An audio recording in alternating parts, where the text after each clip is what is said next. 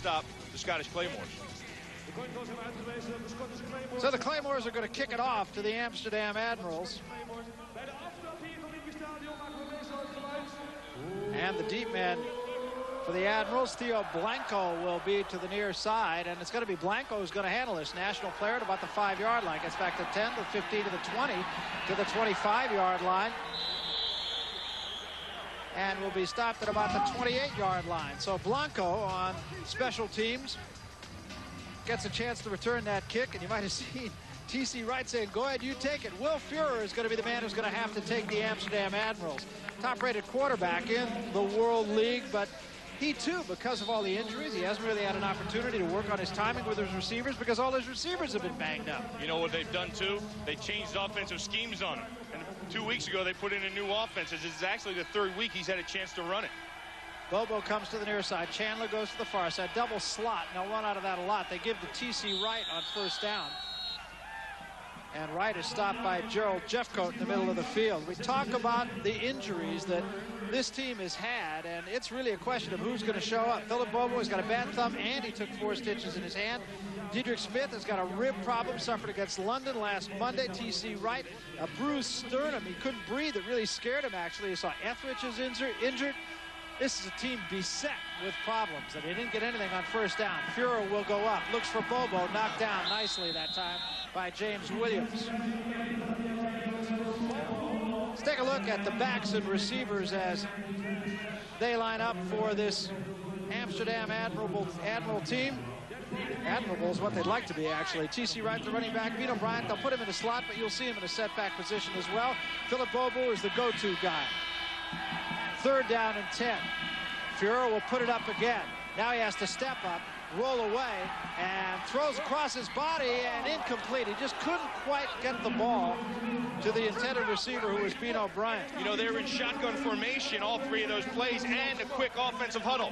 They just came up to the line of scrimmage and tried to get the thing moving, trying to catch the Claymores off balance. But you see what got them going for the Claymores was their pass rush, and it's been there for them all year. Mark Sander, middle linebacker, the guy really putting the pressure on Fuhrer and flushing him out of there. Fuhrer had to throw across his body. That's a tough thing to do. Line drive kick headed for Gissendaner, drives him back to the 30-yard line, lets it bounce, and it takes a Scottish Claymore bounce at about the 32, and that's where the Claymores will put it in play. Lee Gissendaner seemed to have lost that punt up in the sun. Sun is in a very strange position. It's kind of low, and as a result of that, it's even hard to pick the lines of the field up exactly where the ball is being marked. There's a look at Steve Matthews, and here's some of the vitals on him. Played at Memphis State, but did he really play? Only played 20 games as a college quarterback, and hadn't played as a pro either. As a junior, he broke his leg on a quarterback sneak and missed 2 years of football. So this World League experience for him has really been instrumental in his comeback to the NFL. They run out of the I formation with Stacy, the tailback. He gets the call, sweep right, and he got about a yard, maybe 2. Mike Evans. Nice play by Mike Evans. I'll tell you what, he held up that corner, and that's what you're going to have to do to take away the running game, is you're going to have to use up those corners, the tackle and the lead blockers. And you can see right there, if you stop the run, you take away half of their total offense. These 2 guys account for 69% of the team's total yards. Actually lost a yard on a play. We'll call it 2nd and 11 as LaChapelle comes to the near side. They bring Stacy up on a wing this time. Straight back to pass goes Matthews. Big rush comes, throws deep, and nowhere near the intended receiver.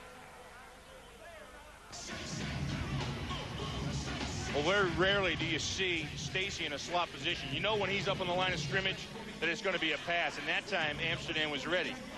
And you can see the backs and receivers right there, and Saran Stacy's going to get a lot of work today. We're going to see him. We've been talking about him. But 88, Sean LaChapelle, that's the guy they tried to throw to there.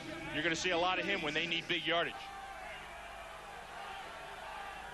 They go with split packs this time on 3rd down and 11. Back to pass again, Matthews. Matthews with a lot of time. Now he runs out of time. Throwing deep, well covered and well defended that time by Kelly Sims. Sims playing the corner, seems to like the corner and just doing a heck of a job. Kelly Sims has played everywhere. He's played 3 positions. He's lined up at corner, how he is now, and he's lined up at safety and nickel backer. So he's a guy they utilize everywhere. And he also has 3 touchdowns to account for a big part of their offense. Vito Bryant will be the deep man to receive the punt of Paul Mccallum. And you see Mccallum averaging just under 34 yards a kick. This is a returnable ball for Bryant, and he's hit. And there's going to be a flag. Did not give him the space required to catch the football. Forey Duckett was just right there. And Duckett was exactly what Vito Bryant was trying to do. He took a lick. There's no question about that. And it's going to be a 15-yard penalty and give the Amsterdam Admirals nice field position, a short field for their offense to start working. Interference with the opportunity to catch the kick. It's a 15-yard penalty from the spot of the foul. First down. So excellent field position. Take another look at it. You got to give the man 3 yards, and Forey Duckett gave him absolutely nothing. He got there before the ball did. We see Forey Duckett. He gets down there quick, but he just doesn't time it. He didn't. He put it. The helmet was in his hands before the ball was. Ball just short of midfield at the 49-yard line, so good field position for the Amsterdam Admirals. They come to the line of scrimmage now with Bobo coming to the near side. Smith slots inside of him. To the far side, Darren Chandler. You know, it's been very interesting thus far. Will Fuhr is lined up every down in shotgun formation. You know, last week and prior weeks, we always see him under center. But he's trying to avoid the rush and give himself time to set up.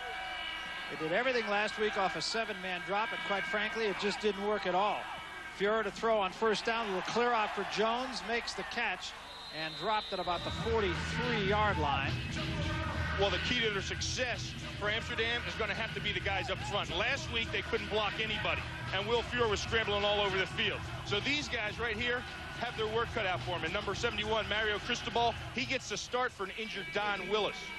It's a very tough chore, and especially going out of the shotgun makes the center's job that much more difficult. They give it an inside handoff this time to Wright, trying to get outside, turns the corner and picks up about a yard. Cracked down hard by George Coghill. Well, George Coghill is one of the big hitters, but the unit that makes this defense go are the guys up front. DeWitt, Jeffcoat, Parton, and Carroll, you watch them. They're rarely on the ground. That's surprising, because you usually as defensive lineman, you get your feet tangled up with the offensive lineman, you end up on the ground, but not these guys. They're always standing up, and they're always chasing the ball. Third down now and 2.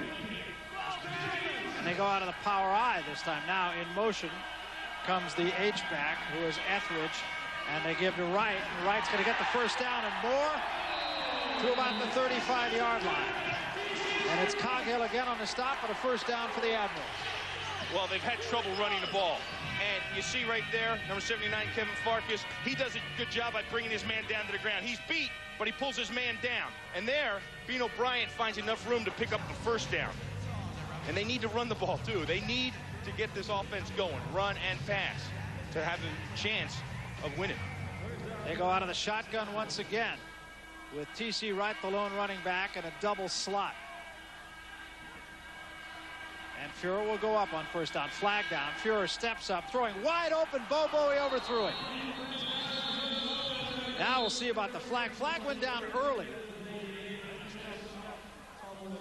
Fuhr just flat missed him. And he's had that problem all year. And we've talked to their coaches about it. And he says the long ball, he's having a problem with the accuracy. He has the arm strength, and he has the composure in the pocket, but the accuracy has been a problem for Will Fuhr. And blown coverage clearly by the Claymores. Let's listen. Illegal substitution. Number 72, reported as a tight end on the previous play. Did not change his status.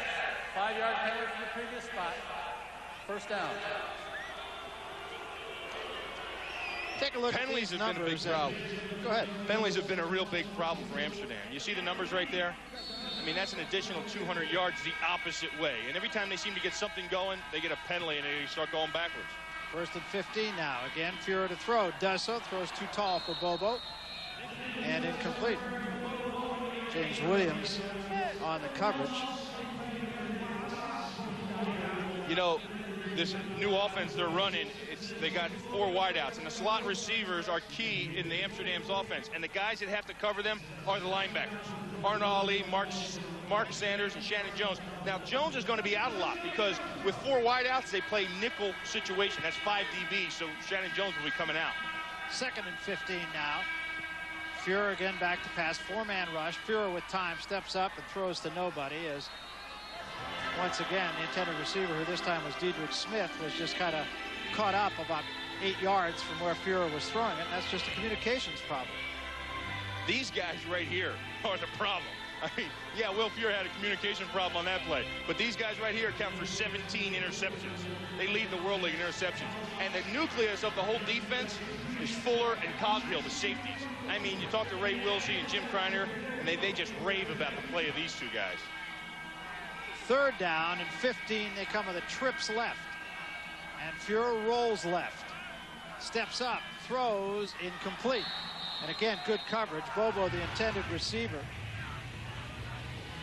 And right there on the coverage once more, you just spoke about it. James Williams, secondary, doing a great job so far. Yeah, no, Will Fuhrer has had problems in the pocket. Their offensive line not giving enough time to have protection. So what does he do? He rolls. And right here, he rolls out of the pocket to the strong side where there's 3 receivers. And he tries to get the ball to Philip Bobo, but the coverage by James Williams was superb.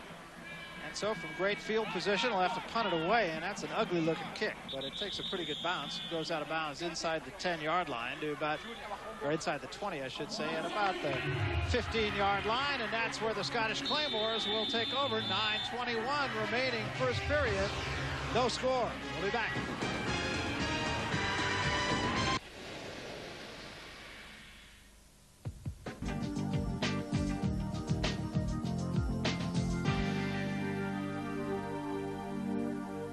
It has the look of definitely a very good football game. But Dave noticed something in the play of the Admirals' offensive line. We can look at that on the replay.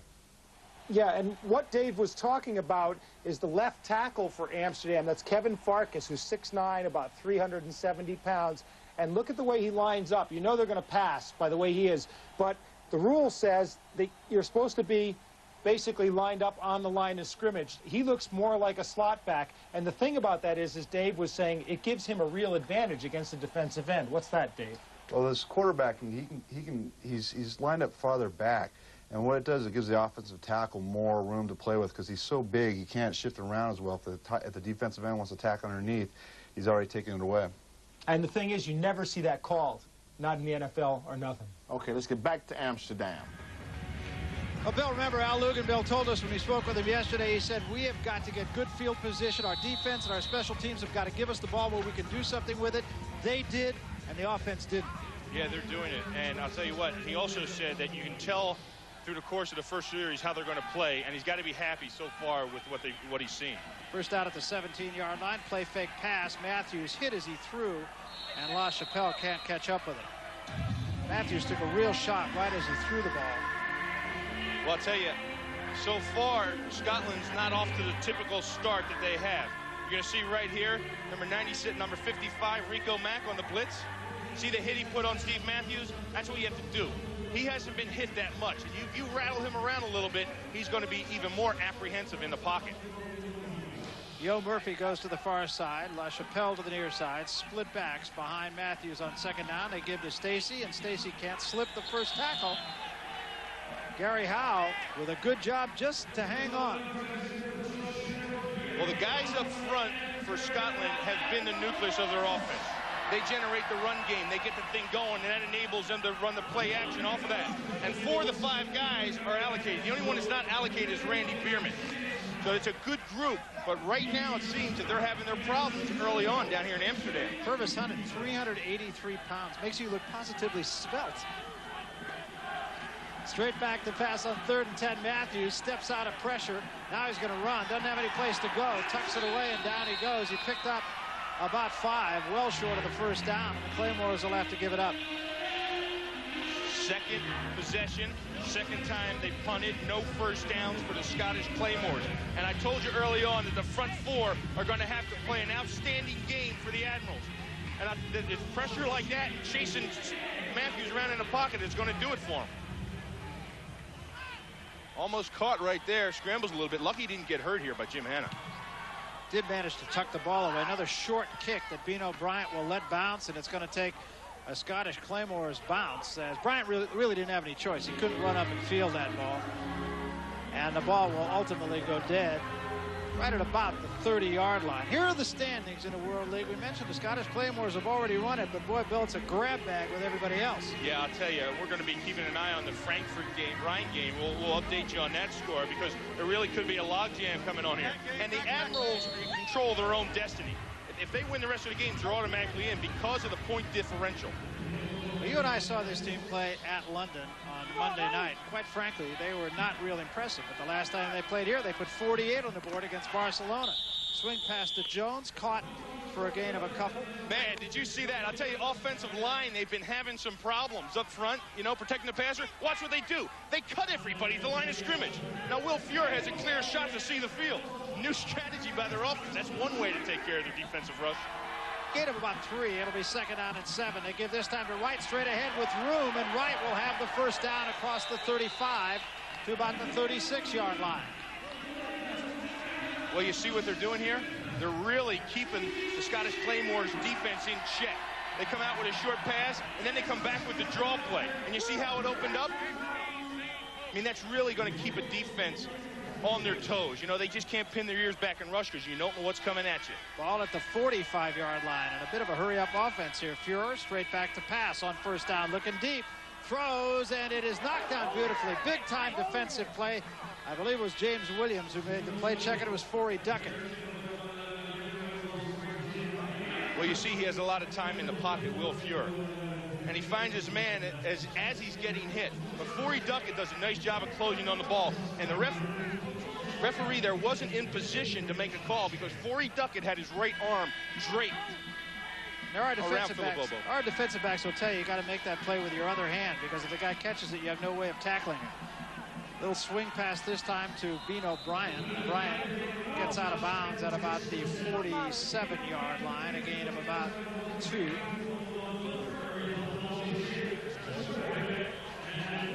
Well, now it's a defensive down. When there's a defense, you want to get in this situation.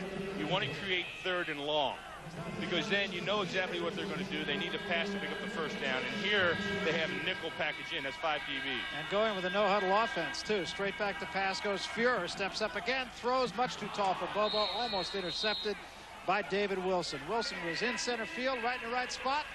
Just couldn't come up with a pick. And another ball that I'm sure Will Fuhr would like to have back.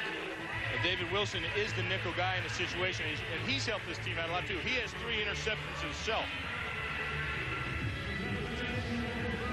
So the Admirals will have to give it up once again as Gissendaner goes back and stands at about the 15-yard line to receive this punt. Gissendaner a real threat to break it. A chance to do a lot of his games in college, and I saw him do it more than once. Pretty good kick, though. High kick drives Gissendaner back to about the 8-yard line. Starts back to the 10. Down he goes immediately. Good coverage. Excellent special teams play by the Admirals. Down under at that time was Rico Mack to make the play. No score. 6:11 left, first quarter. It's a good defensive game by the Amsterdam Admirals so far, Mike. Yeah, by both teams, really, because it looks like they're both coming out and trying to put points on the board first, and the first team that scores is going to give themselves an advantage. Now, the Admirals in shotgun on the offense. Did the Claymores prepare for that this week? Yeah, we looked at that a little bit, but I think what it's going to come down is which team's lines will break down first. So Yeah, shotgun is something Amsterdam did in the World Bowl last year against Frankfurt. And the problem with that is we said before the game that they're using the pass instead of the run to set their game up. And shotgun gives them very little chance to get the run into the game. So when you get into the shotgun defensively, what are you thinking about? Are you looking at from a passing point of view, rushing point of view, what? I mean, as a defensive lineman, I'm full tilt upfield, get to the quarterback. You know, be ferocious as a pass rusher. But, you know, they will once in a while throw a draw in there, just throw you off. Now, speaking of that, getting to the quarterback, the Claymores are not really renowned for sacking the quarterback, but is that important? Well, the way I believe is that pressures are more important than sacks. Sacks are really nice as a defensive lineman. You know, it gives you the nice stats, but what that does, it gives you the defensive backs opportunities to get interceptions, misthrown balls. And that's what the defensive backs are doing. Right. Now, we look at the Claymores on the offensive side.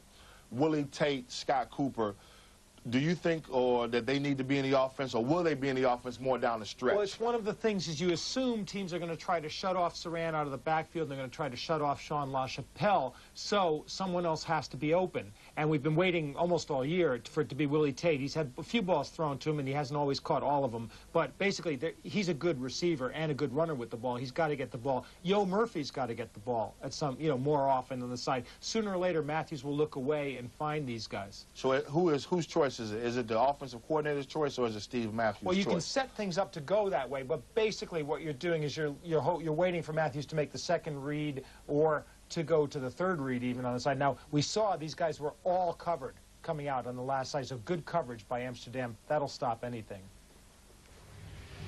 Barry Tompkins, Bill Moss. We're at Olympic Stadium here in Amsterdam, site of the 1928 Olympic Games. No score, 6:11 remaining. First period, Claymores starting deep in their own territory at the 10-yard line.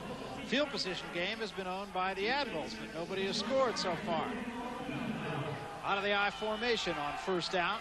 Slot left, LaChapelle in the slot. Matthews might get a free play here, but he fumbled the ball, picked it up, handed it to Stacy, and it's going to wind up being a penalty.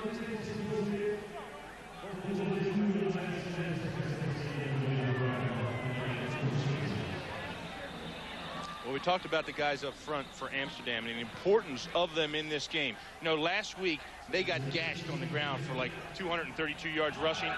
So they're out here to prove something today. They're at home and they've been getting their butts chewed out in meeting all week. So they've got something to prove.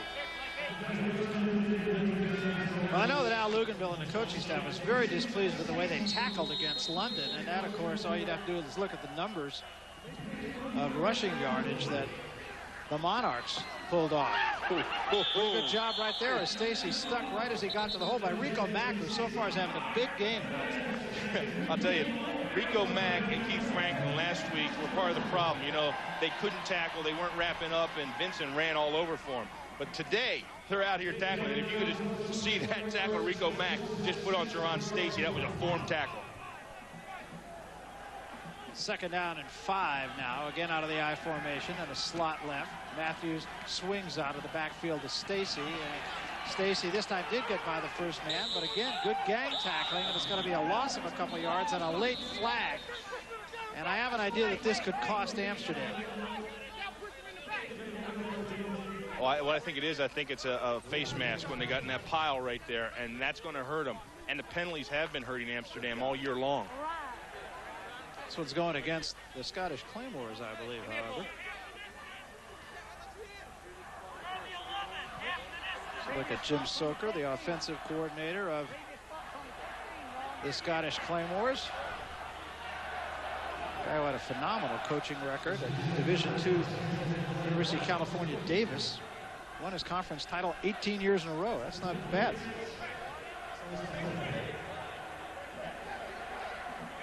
Illegal use of the hands against Scotland. Illegal block in the back. Number 71 of the offense during the run. Penalized from the previous spot, half the distance to the goal. Repeat, second down.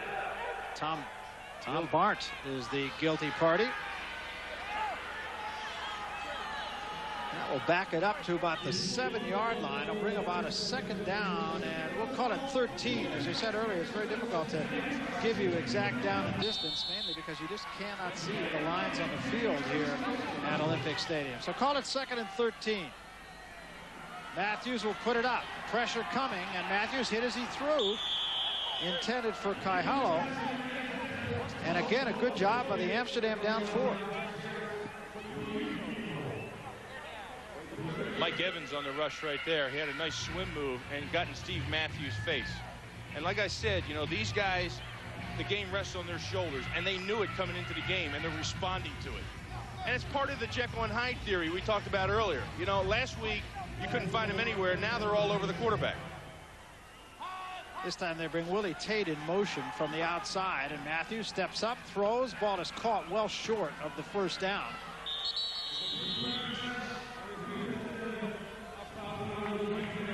Willie Tate was the receiver on the play, and it was well short of the first down. Watch 97, Mike Evans, to the left of your screen there. Look at the push he gets on Keith Wagner, number 78.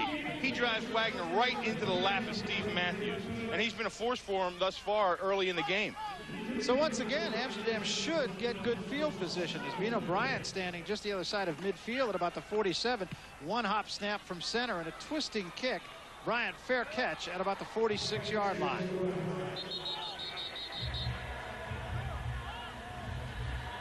Let's take a look at what has to happen now to be the opponent of the Scottish Claymores, and Amsterdam in a situation because point differential would be one of the deciders, and they have a decided edge there. And a lot of that, of course, is the result of their last home game here, in which they scored 48 points against Barcelona. Well, you can see they're in control of their own destiny. Amsterdam is. Even at 3 and 4, if they win the rest of their games, they're automatically in. Führer out of the shotgun, play fake pass on first down, throws in and out of the hands of Diedrich Smith, the ball that, quite frankly, has to be caught. You have to catch that ball. I mean, they've had problems enough with their offense, and then they're in the process of changing an offense, and they have this new offense in, and, you know, now you have drop balls to put on top of that. You need to catch that stuff and get it downfield. Their defense and their special teams are giving their offense the opportunity to score points. Now they need to move the ball and get it into the end zone. Second down and 10 now. Once more out of the shotgun. Double slot. Jones in the slot to the right.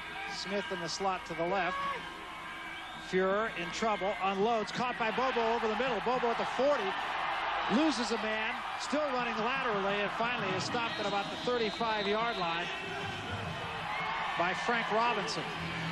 But a first down for Amsterdam, and he was wide open. Philip Bobo's been their go-to guy, number 81. And in this offense, you know, you're going to have to get the ball to him. And he's been hampered all week by injury. He has his hand taped up. You're going to see he has 4 stitches inside. The ball busted it open last week, and there he gets the ball, and he has some nifty footwork to try to pick up some extra yards. First completed pass of the ball game for the Amsterdam Admirals, and a first down at about the 36-yard line. Will Führer calling an audible. That was the 4th completion for Führer. Führer throws again, and it is caught on a little curl that time by Darren Chandler, and another first down. Well, Will Führer saw they were in two-man zone. They're too deep, where the safeties have to cover to half the field. And he knew what to expect, and he audibled at the line of the scrimmage.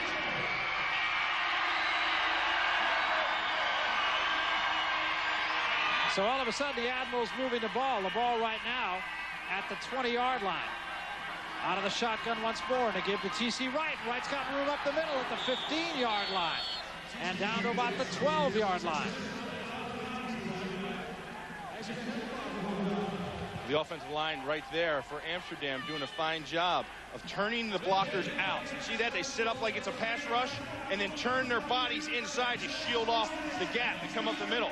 And then T.C. Wright has to do one thing, and that's make somebody miss. And he did right there. It was Mark Sanders. Again, they go out of the shotgun on second down and about 2. Ball at the 12-yard line. Long count this time from Führer. 6 seconds, 5 seconds. Checking off. Got to get the play off, and does. Straight back to pass. Throws for the end zone. Bobo was hammered. Let's see. No flag.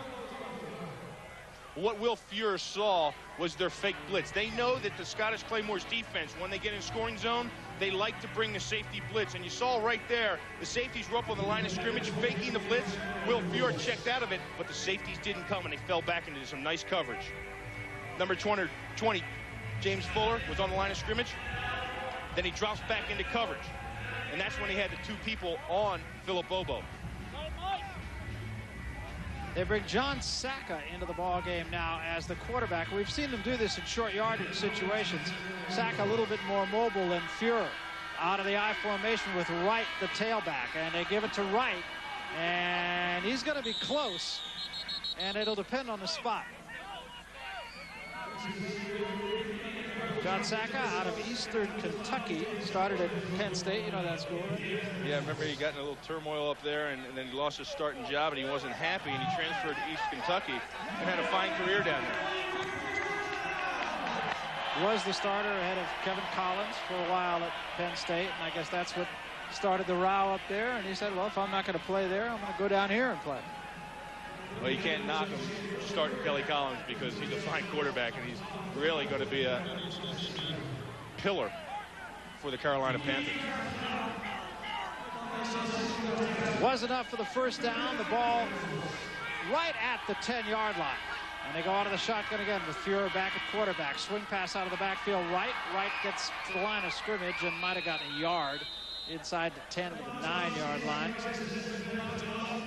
But T.C. Wright is a guy that he started out last year, and he was a big force for the Amsterdam Admirals, a big component in their 9-1 record last year. And then this year he came back and he didn't get the carries he was supposed to get, and you know, then they had a 2-back offense. Now they're in a 1-back offense, and he's the featured guy. But you can still see his total yards, how they use him.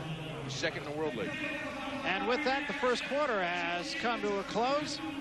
And a look at the scoreboard shows the hometown Amsterdam Admirals nothing but threatening, and the Scottish Claymores nothing.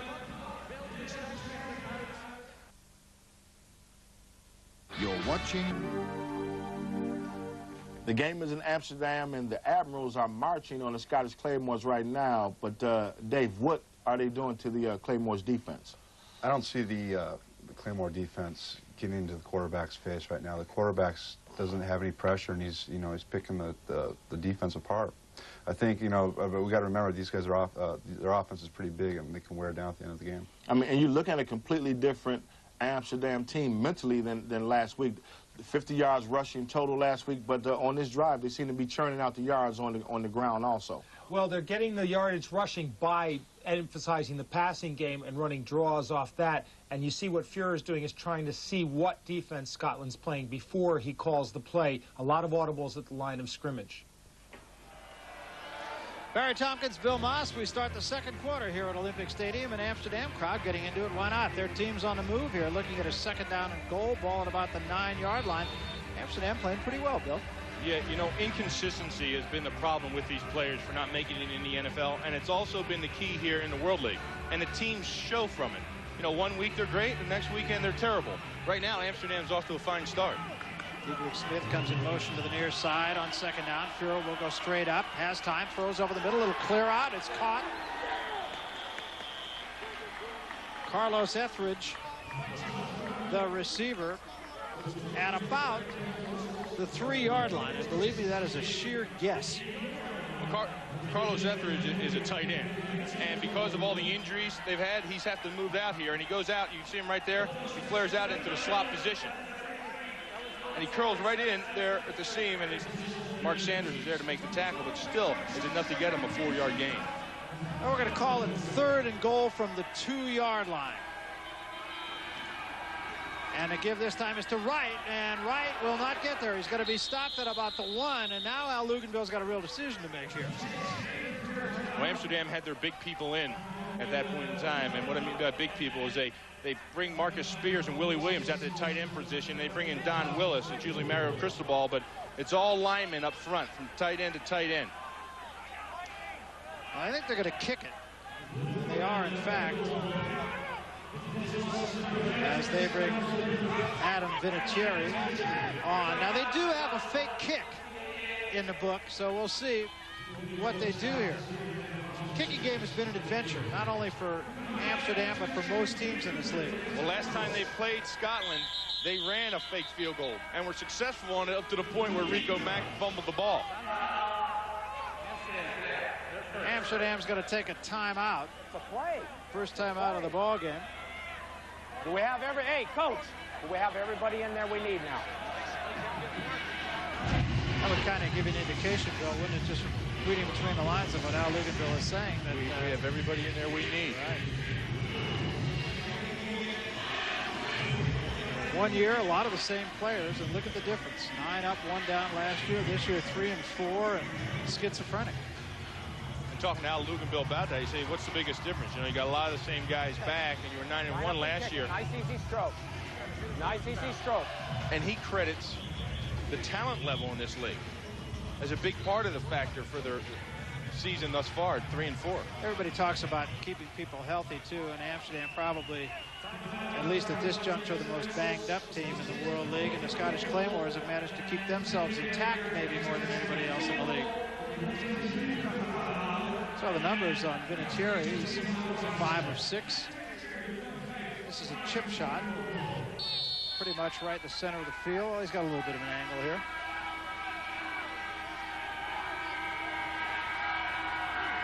Snap, place, kick, and good.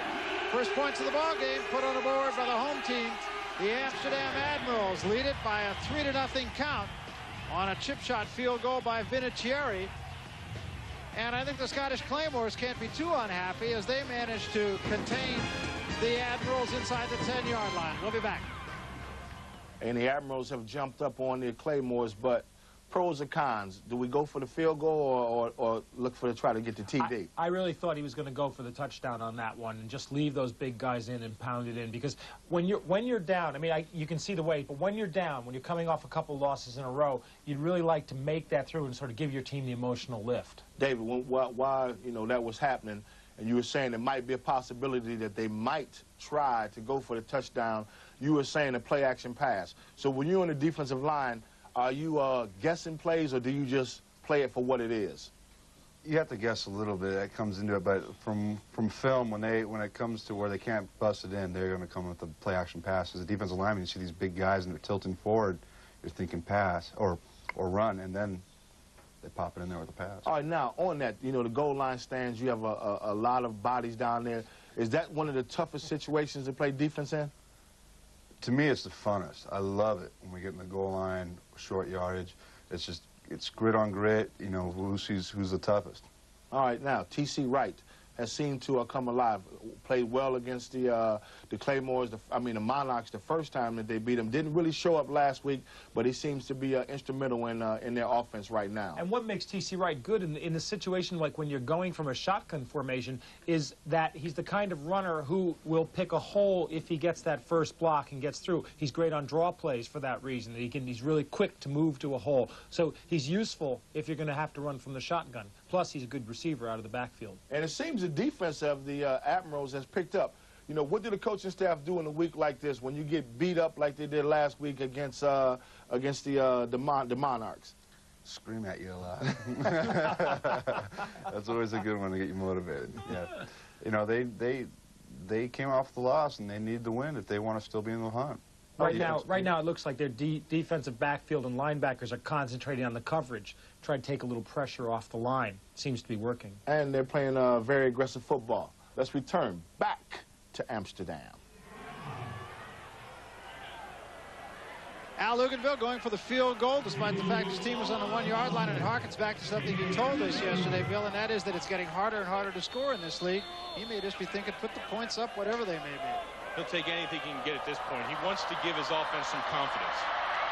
Vinatieri, a short kick this time, picked up by the short man, and getting back across the 35 to about the 39-yard line. And there it is. That tells you right there. Amsterdam Admirals, we said Jekyll and Hyde, 3-0 at home. Their record's 3-4, and all their games have been won at home. And you can see why they win games by the way they're playing right now. Jared Cahill returned that kick. Home sweet home. And the fans know about it. A good field position this time for the Claymores. They have not had the best of the field position battle in this ballgame. Matthews on first down. Play fake. Will go up again, looking deep. And a little bumping going on. Unable to hold on was Yo Murphy. And Murphy usually manages to get balls that are in his hands. That would have been a tough chance, but well-thrown ball, actually, I thought, by Matthews. The ball was on the money, and, we talked to Yo Murphy yesterday, and he said, he wants the ball more. And we talked to the offensive coordinator, Jim Soker, and he said, we want to try to get him the ball more. This is a good receiver. It's just that for some reason, Sean LaChapelle and Matthews have hooked up. They've binded together, and they've got all the yards. But they said he's equally as good as LaChapelle. Second down and 10 now. Stacy, the lone setback. Slot left. Give to Stacy, left side. Stacy stopped immediately. And again, it's Rico Mack, who's having a career here. Yeah, Rico Mack. He read his read. And what I mean by that, see the guard, number 79, Purvis Hunt, pull? Well, Rico Mack reads the pull and comes right in off his tail and makes the tackle in the backfield. And that's essential for linebackers. I mean, you can see so much back there at the linebacker position. You see the quarterback, you see the backs, but what you have to do is ISO on your reads, and that's what he did right there. Ron Dickerson, a running back, comes into the ballgame but splits to the left side. Matthews rolls away from pressure, still under hot pursuit, throws over the middle and unable to hit the intended receiver, who was Bino Bryant. I beg your pardon, who was Ron Dickerson out right there in the flat. Yeah, he had a little pressure on him, Steve Matthew, and he rolled out to the flat, and he tries to get the ball off. But Ron Dickerson, it was just overthrown a little bit. You see Matthews step out of the pocket right there? Jim Hanna lost contained on that side. He gambled and came inside on Keith Wagner and lost contained, but it paid off. Bryant now the deep man to receive this kick of Mccallum, and he'll let it bounce, and it takes a sideways bounce and now bounces back the way of the Admirals and will be down to about the 33-yard line. Well, a reminder, the Scottish Claymores, they are already in the World Bowl. The question remains, who are they going to play? Well, the World Bowl will take place on Sunday the 23rd at 6 o'clock. British time, that is, of course. Murrayfield, Edinburgh, Scotland will be the site of the World Bowl. You've been up there a couple times. Well, you see that question mark there? Amsterdam Admirals want to fill that question mark with their name in that slot. So Will Fuhrer leads his team out of the shotgun once more at the 35-yard line with a first down. Fuhrer with time throws, and it is almost intercepted by George Coghill, who had a beat on it, and he was thinking touchdown. Well, you know, this isn't typical Scottish Claymores defense that I've been seeing, or offense. There's 2 dropped interceptions by the Claymores. We saw David Wilson, number 25, step in front of the ball and had it in his hands and drop it, and George Coghill did the same then. And for the last 2 weeks against the Rhine Fire and last week against Frankfurt, I've seen the Scottish Claymores make a lot of mistakes. They're getting a little lax in their play, and it's showing here today. Second down and 10 at the 35. Fuhrer once more. Now he's got to step away. Now he'll run. He's got some room, too. 35, 40, 45, midfield, 45, and out of bounds at about the 43-yard line. Somebody forgot about Fuhrer's ability to run. Watch number 67, Brian Proby. He comes inside on Jerry Kraft. Now, Brian Proby is just back. This is the first game he's back from an injury, and he lost contain there. And Will Fuhrer has the ability to run. You see when he has a wide open field there and you lose contain on the quarterback, Will does a smart thing and pulls it down and picks himself up about 15 yards. Biggest play of the ball game. Actually 21 yards on the play for Will Fuhrer. They give this time on a draw play for Wright, and Wright gets about 3. You know, it only takes one time to make a mistake. Brian Proby lost contain and gave up that big yardage, and he's out now, and Herman Carroll's back in there. Second down and 7 now. The ball at about the 42-yard line, just inside the 42-yard line.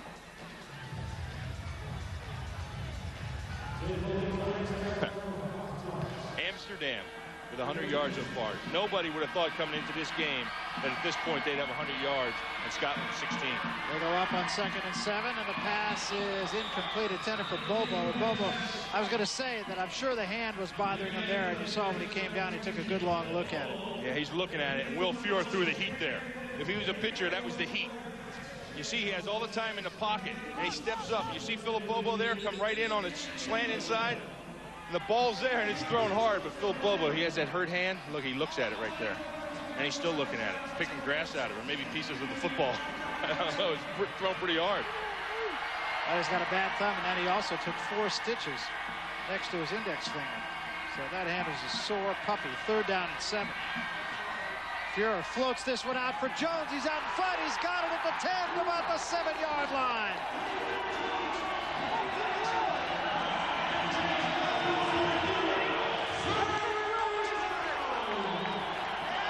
Well, Frank Robinson came up, and he had a man-to-man, and he had no safety help over the top. You're going to see right there Frank Robinson beat, and Will Fuhrer does a nice job of placing the ball outside by the hash mark so only Davy Jones could make that catch. He must have heard you, too, because he really gunned the ball in the play prior to Bobo, and maybe he needed a little more touch. That time, just great touch. Well, he said he wanted more time in this offense to feel more comfortable, and this is his 3rd or 4th week running it, so maybe he's feeling good now. First down and goal to go. The ball at the 7-yard line. They show blitz. Now they back out of it. Fuhrer will put it up again. In trouble. Now he steps up. Throws. Open. Touchdown. Darren Chandler on the reception. And he'll go about 90 yards the other way. That's probably faster than 100 meters was run in back in 1928 when they had the Olympics on this track. Well, when Will Fuhrer scrambles for 15 yards and shows his ability to run, all of a sudden now that's a threat. And he was in the pocket, and he almost pulled it down and ran. He acted like he was going to run, but he comes up to the line of scrimmage. And Darren Chandler does a nice job of finding an opening before Duckett lost his footing in the back of the end zone. And the look that you saw on the Claymores sidelines a moment ago, a look of concern. Try for point is up and good, and just like that, it is a 10-0 ball game. So the Amsterdam Admirals getting it done both ways, offensively and defensively. They lead by 10, and we'll be back.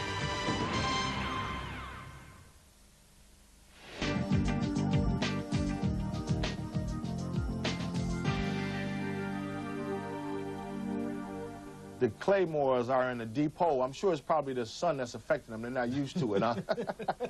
Don't get much of that stuff up in Scotland. Let's have a look at the replay and see what series, how it happened. Now, the first play here, the thing I'm noticing is what you talked about, Dave. There's no pressure on this quarterback. Yeah, he's not getting much pressure right there, and the defensive backs, need all the help they can get with those receivers. You can't stop them with that stuff without the rush. And you can see on that one how the two patterns got Jones open as the man cutting across the middle opened Jones up to cut outside. Now, in this one, what happens is when Fuhrer starts to run there, he gets a little pressure.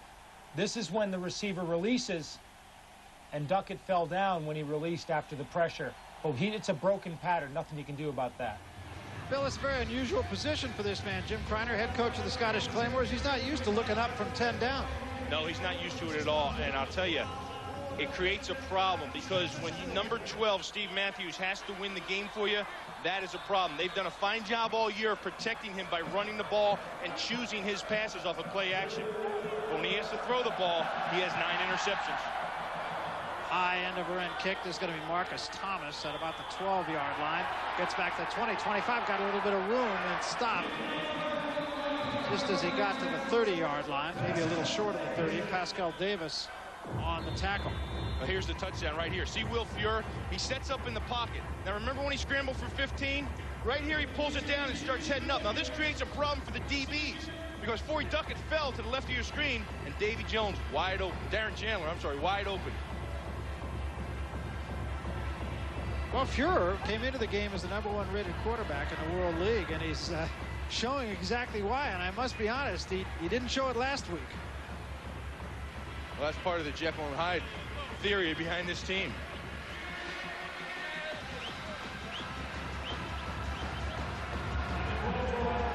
Getting up just a little bit slowly this time was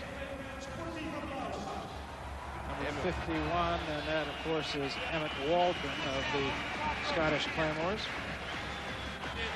Take a look there at the numbers. 9 yards for Matthews, and almost 100 for Will Fuhrer. That sums up this game to this point.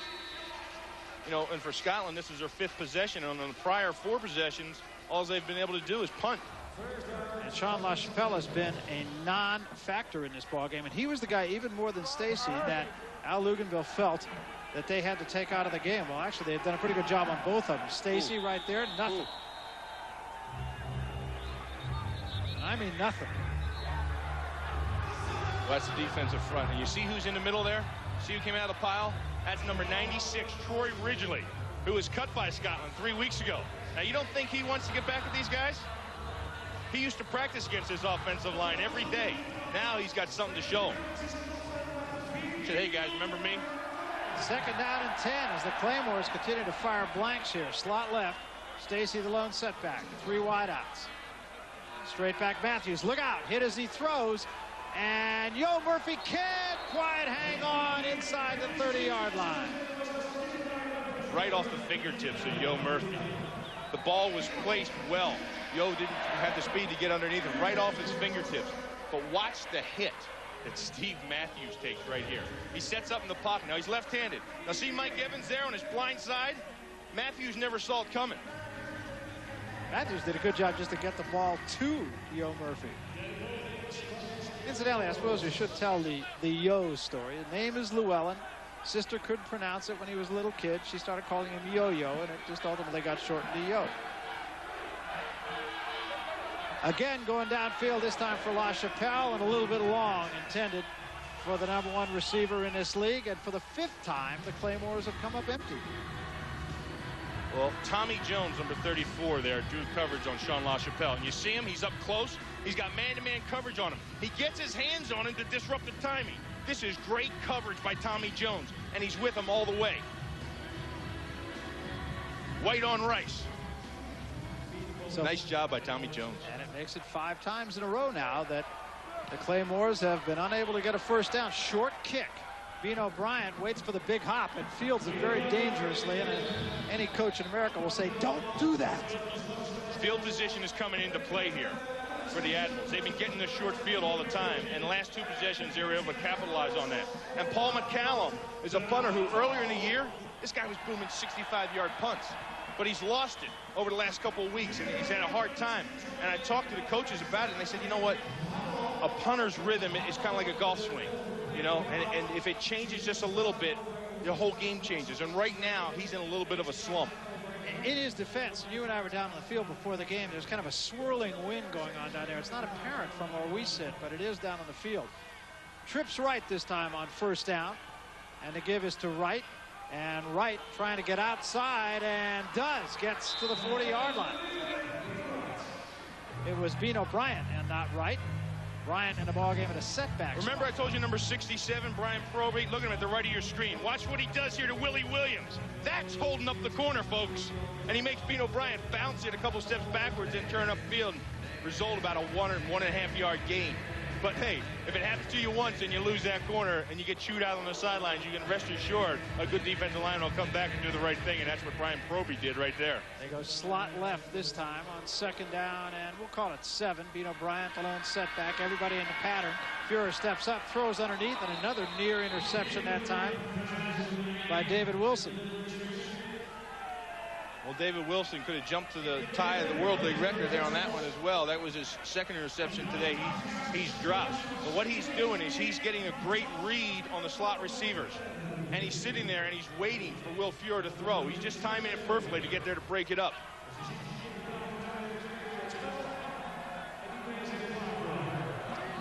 Wilson nickelback with 4 wideouts and a double slot now. Bryant continues to be the lone setback. 3rd down and 7.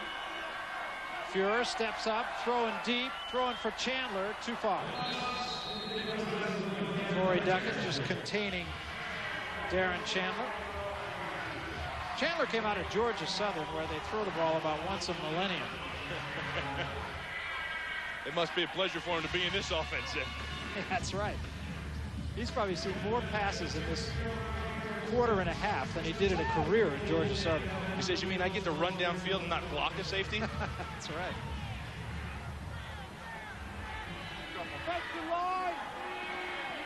So they'll punt it away, and a good kick is going to drive Gissendaner back inside the 20-yard line. He calls a fair catch at the 15.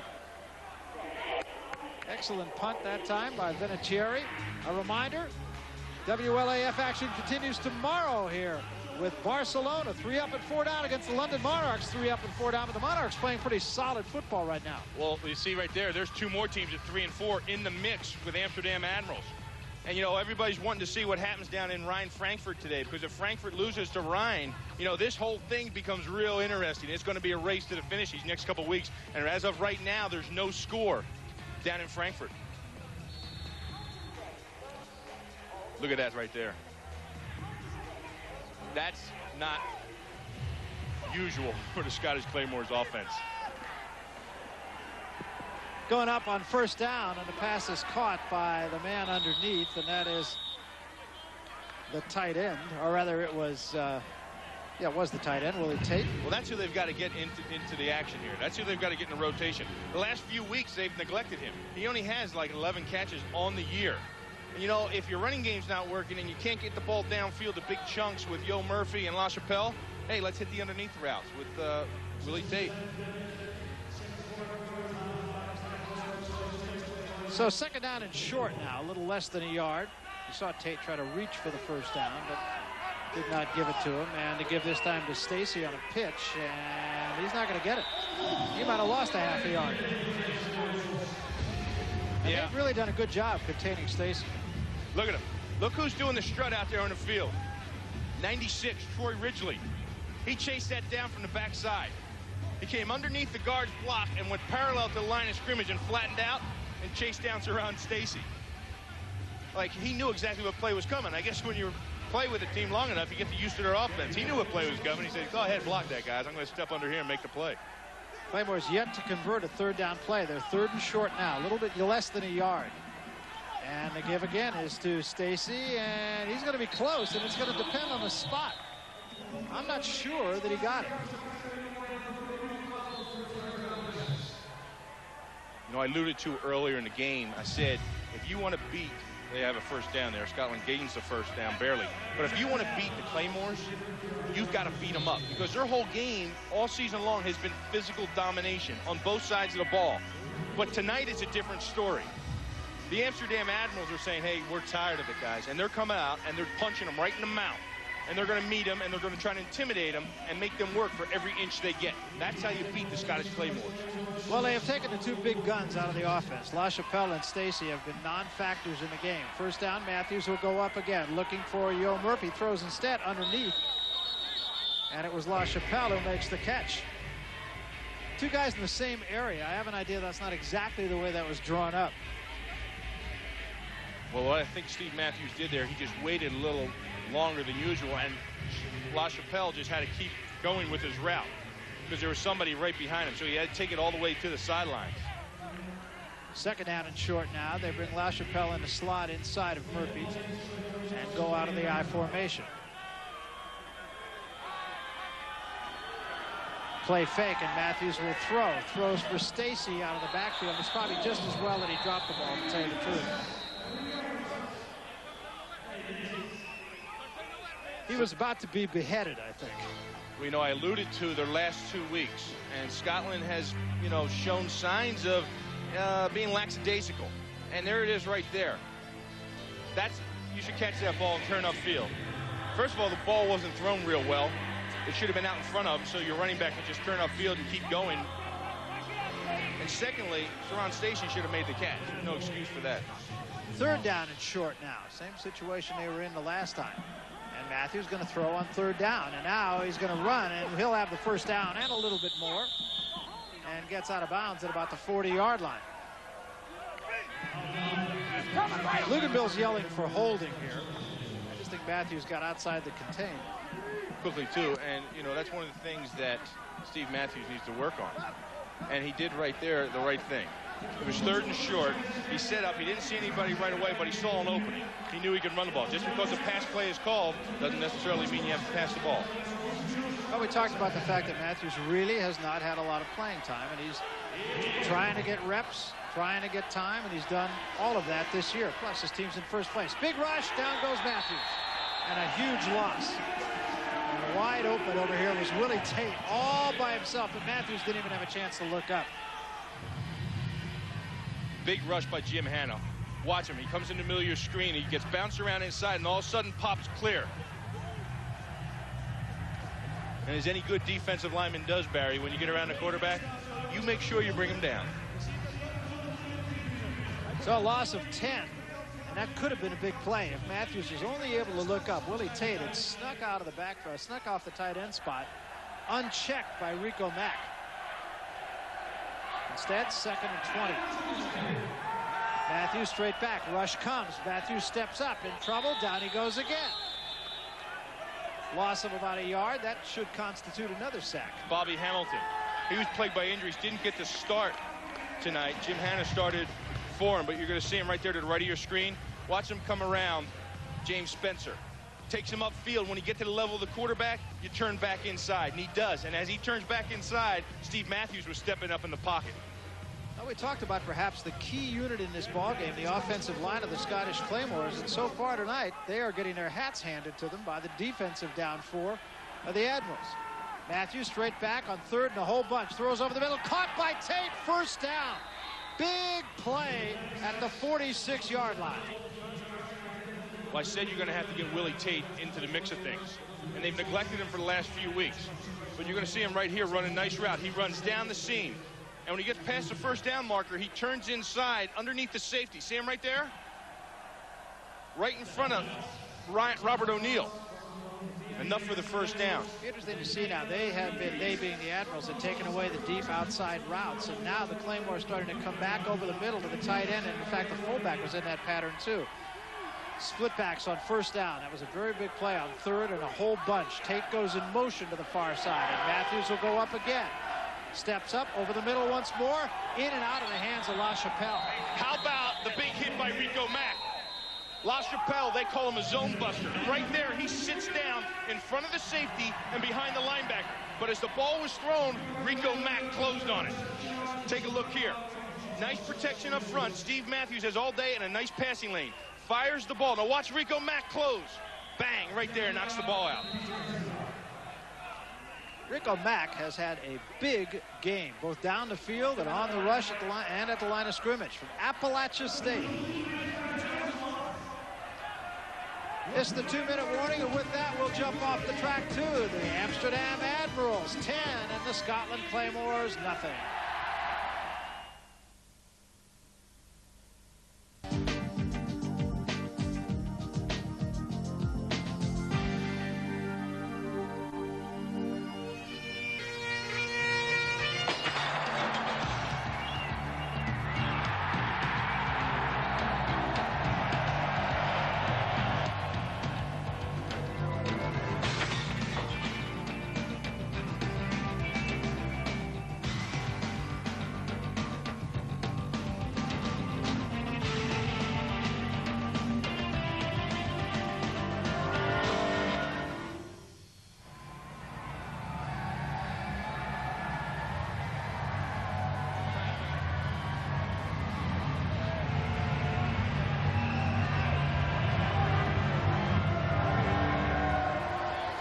Barry Tompkins, Bill Moss back at Olympic Stadium in Amsterdam. The Battle of Germany is going on in Frankfurt, and that's a pretty good ball game too. They call it the Derby, and so far the home team, Bill, getting the job done. Yeah, Frankfurt's up right now in the second quarter, 13-0. Meanwhile, with 2 minutes left and a half, this is a very big sequence for the Scottish Claymores. Saran Stacey gets about 3 on second down and 10, so it's going to bring about a third down and 7.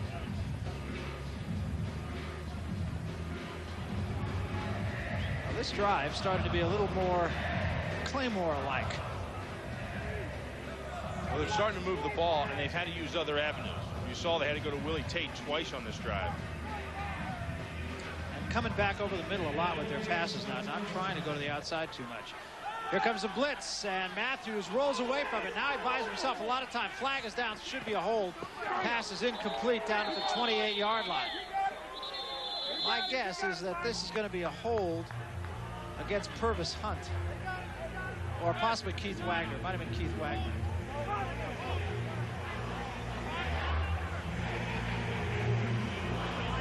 And my guess is further that if it is a hold, it'll be refused.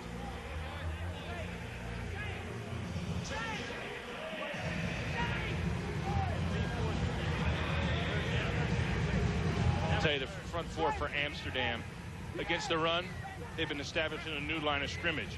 And unfortunately for Scotland, it's been in their backfield. Holding. Number 78 of the offense. But penalties decline. Incomplete pass. 4th down. Watch the front 4 come off the ball. You see 98 right there? And then Rico Mack.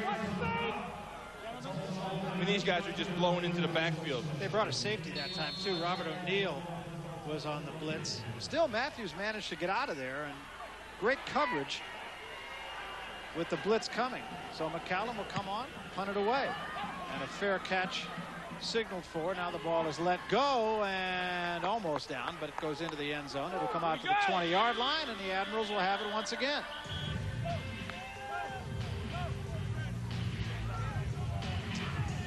Once again, let's take a look at the standings in the World League now. This, of course, is Week 8. The Scottish Claymores have now won 6-1, and with it won themselves a place in the World Bowl, and it will be played at their place in Edinburgh. So the Frankfurt Galaxy and the Amsterdam Admirals and the Barcelona Dragons and the London Monarchs and even the Rhine Fire are all in the battle to see who's going to form the other half of the World Bowl. Yeah, and as of this point right now, you see Frankfurt and Amsterdam, they're in control of their own destinies. And both these teams are winning right now. So the matchup with Amsterdam and Frankfurt at the end of the season last game, that could be a big one. Admirals leading 10-0 inside of 2 minutes, 1 minute and 13 seconds left. And a give to Beano Bryant. Bryant gets about 3, maybe 4 yards on first down. And I would have to think the Admirals will be a little bit conservative here. Well, you know what's interesting is that they have a running game. I mean, they get 4 yards on that carry right there, and they couldn't get anything going in the previous 2 weeks. Well, they go out of the shotgun once again. And they give it to Beano Bryant once again. And Bryant gets a little bit of a step. Bryant's got a lot of wiggle. Saw him several times at the University of Washington. He was plagued by injuries. Now the Admirals are going to take a timeout.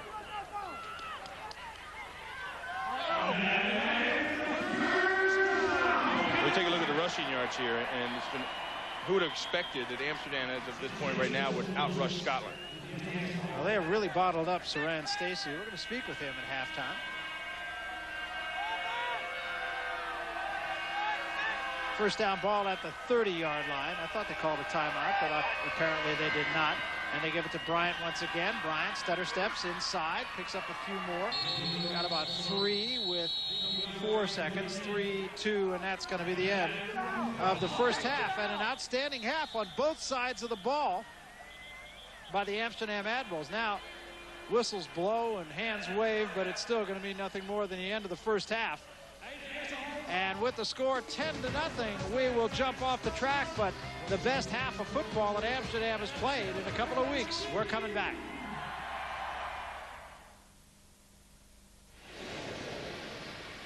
The Amsterdam Admirals beating up on the Amsterdam Admirals beating up on the Scottish Claymores. The Claymores, remember, already in the World Bowl, and the Admirals, I think it's fair to say, Bill, are winning it on both sides of the line of scrimmage. Yeah, they are. And meanwhile, you know, down in Frankfurt, the game down there, I'd alluded to earlier, I said Frankfurt was up 13-0. Well, that was my fault. See, when we called down there, they told me in German, they said, "Der Frankfurt, der beaten, der Dusseldorf," and I forgot that they say things backwards. It's actually Ryan on top, and they're on top 21-0. Got your 21 and your 13 all confused there, and I hate when that happens. In fact, I think that's who Will Fuhrer was calling right there to catch up on the score. Steve Matthews and Jim Soker are having a little confab, and I think what they're talking about is, what are we going to do about this 66 yards? That is very much out of character. Well, the Claymores having 14 rushing yards, and you're right, very much uncharacteristic of the Claymores offense. And the problem for them is now they're 10 points down, and they can't concentrate on a running game. They've got to air the ball out before they can get back to the ground game. And that's where it's confrontational for him. Where number 12, Steve Matthews, he has 10 picks on the year, and when he has to win the ball game for him, things can be iffy. What strikes me too is that there was nothing fluke about that first half. You know, sometimes strange plays and that sort of stuff.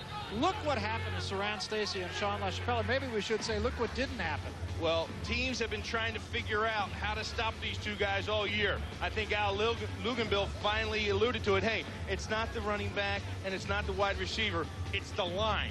And if you go beat up their offensive line, these guys can't work. And that's what the Amsterdam Admirals front four defensively have been doing. They've been beating up Scotland's front offensive line. Well, and they say, you know, don't leave the game. You mentioned this earlier, but Jim Kreiner told us, don't leave the hands in the game of the quarterback. Don't leave the game, I should say, in the hands of the quarterback, which is what they've had to do.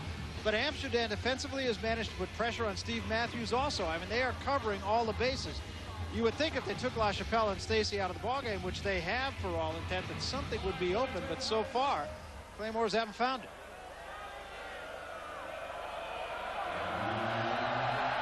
Claymores will get the ball first to start the second half.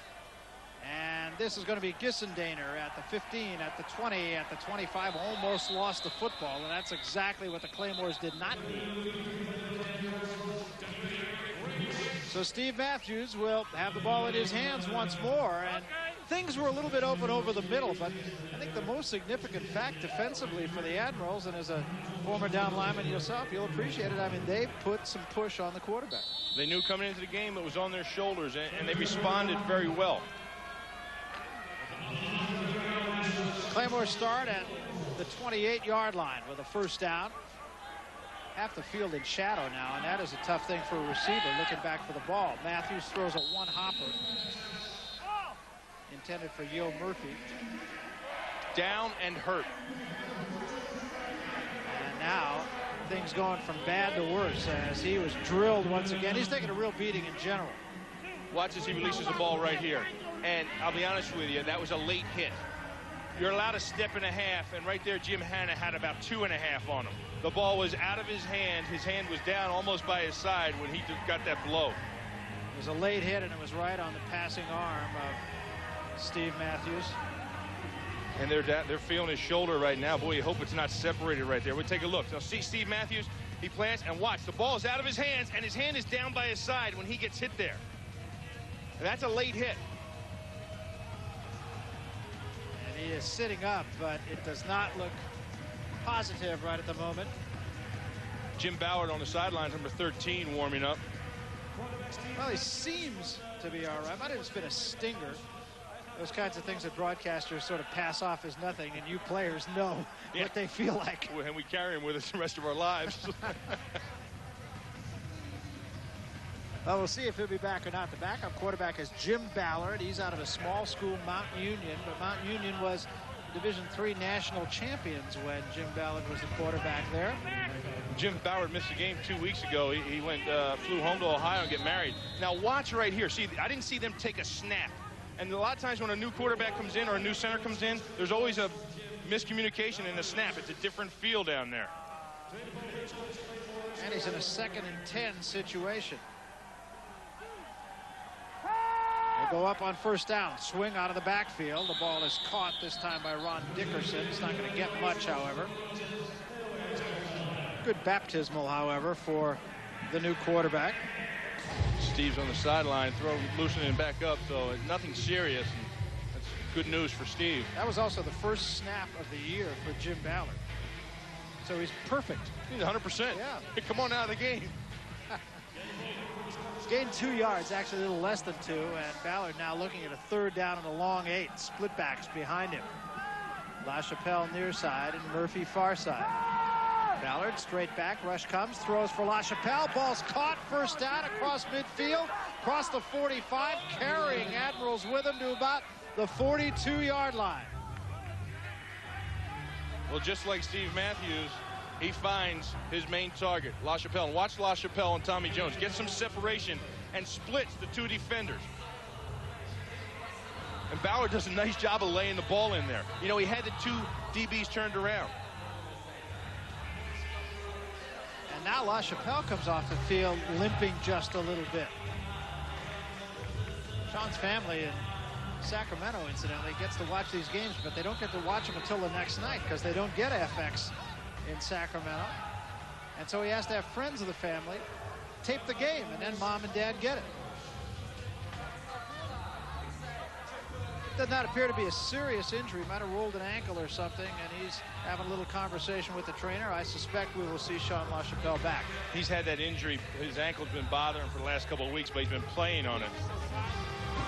We'll take a timeout. 13-14 remaining 3rd quarter. 10-0 Admirals.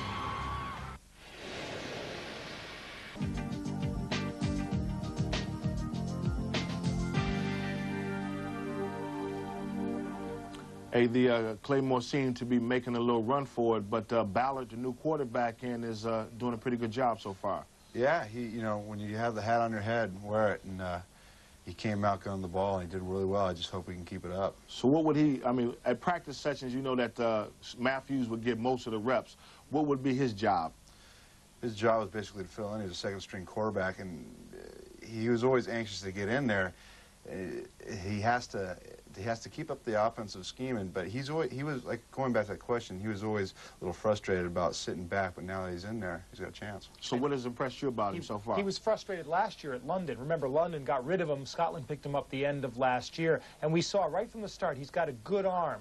Remember, he played at a small college, so he needs the experience of reading really good defenses. And he got down last year because every time he made a mistake, he was out of there. Now they leave him in. You see what he can do with his arm. Leave him in. Give him his chance. Let's see what he can do. Well, while we're away, Steve Matthews is on the sideline throwing the ball and seemed to have a comfortable motion. And I heard him tell the trainer, I'm okay. But in the meantime, he's watching Jim Ballard, who's done a pretty good job in his 2 snaps, completing 2 passes, and he's got his team at the 42-yard line of Amsterdam. And he's going to go up again and throws for Tate, underthrew that one.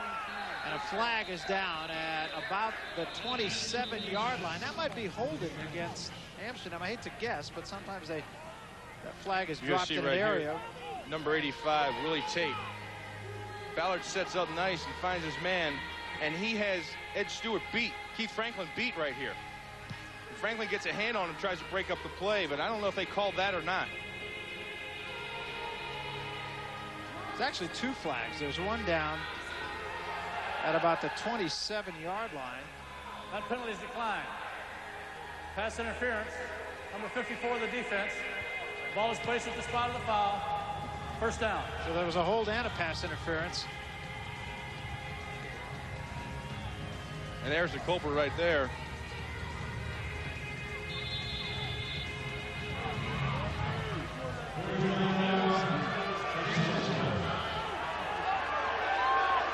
So a first down at about the 26-yard line, and a give to Dickerson is good for about 2. And I'll tell you what, Amsterdam Admirals defense is really putting some pressure on Scotland. The last 3 offensive snaps, I mean, the defensive backs are right up on the line of scrimmage, about 2 yards off the receiver. I mean, these guys are playing man-to-man on him, and they don't care. They're going to keep it coming after him. And there they go again. Dickerson and Stacy, the setbacks behind Ballard. LaChapelle back in the ballgame, comes in motion. Ballard rolls, throws, caught by LaChapelle, first down. Well, they may say he was knocked out of bounds short of the first down. I think it might be a yard short of the first down from where the spot is, and it will be.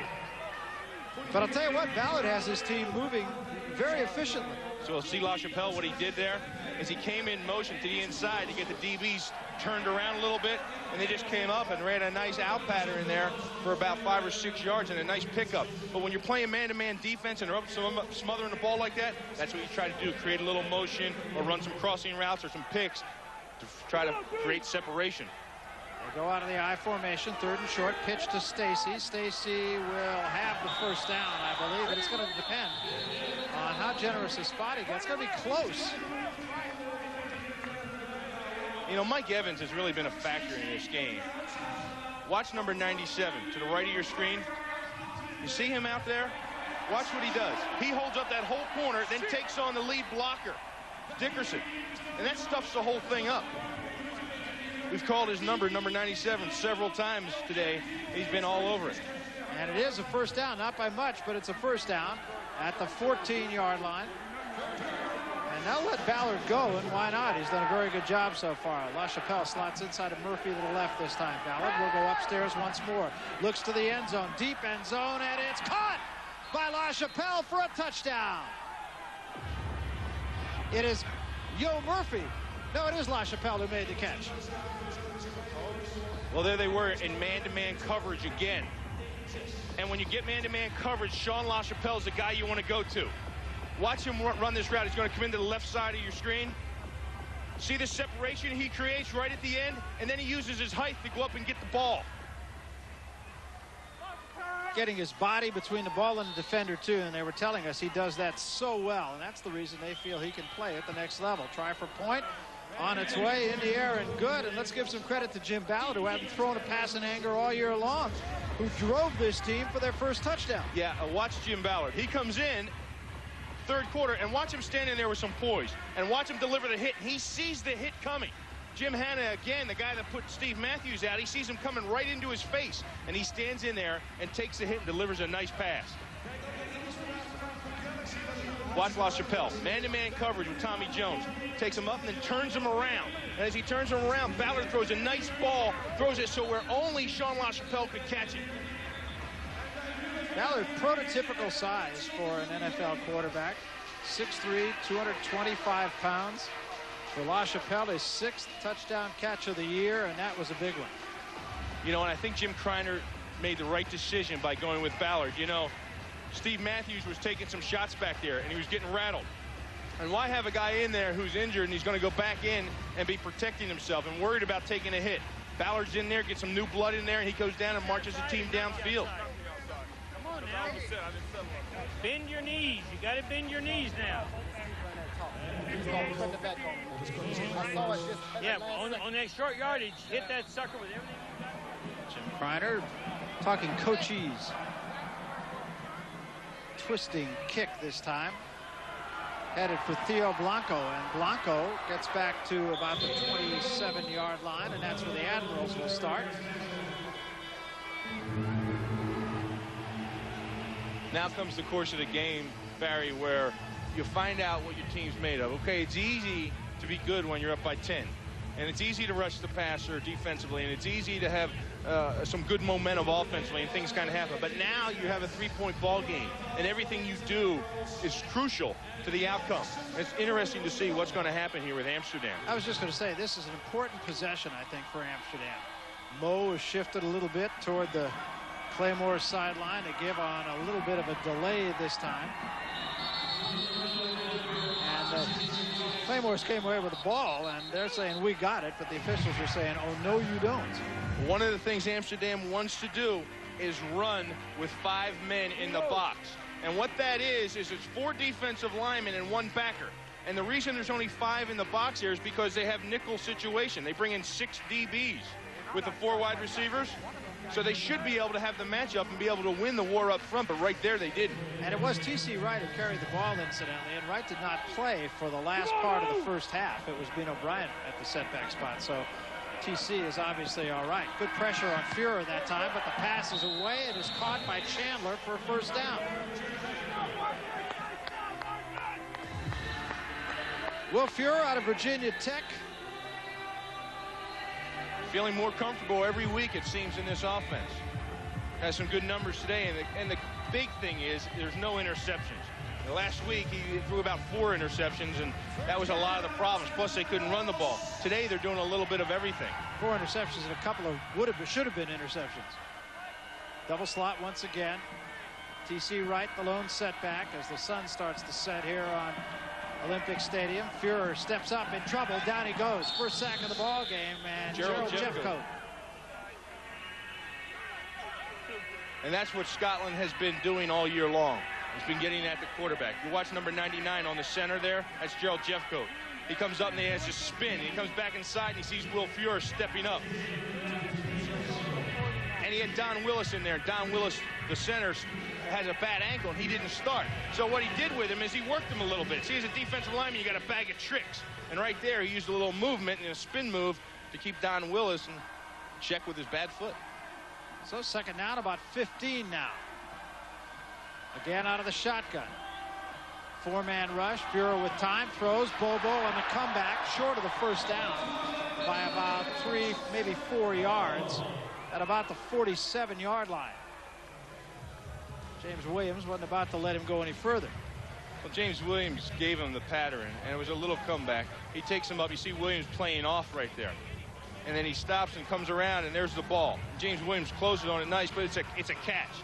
And that's important because Amsterdam needs that momentum to keep things moving. In the past, Will Fuhrer, there's no telling where that ball could have gone. It was a nice throw. Big play here, 3rd down and 3. And again, they'll go out of the shotgun with T.C. Wright, the lone setback.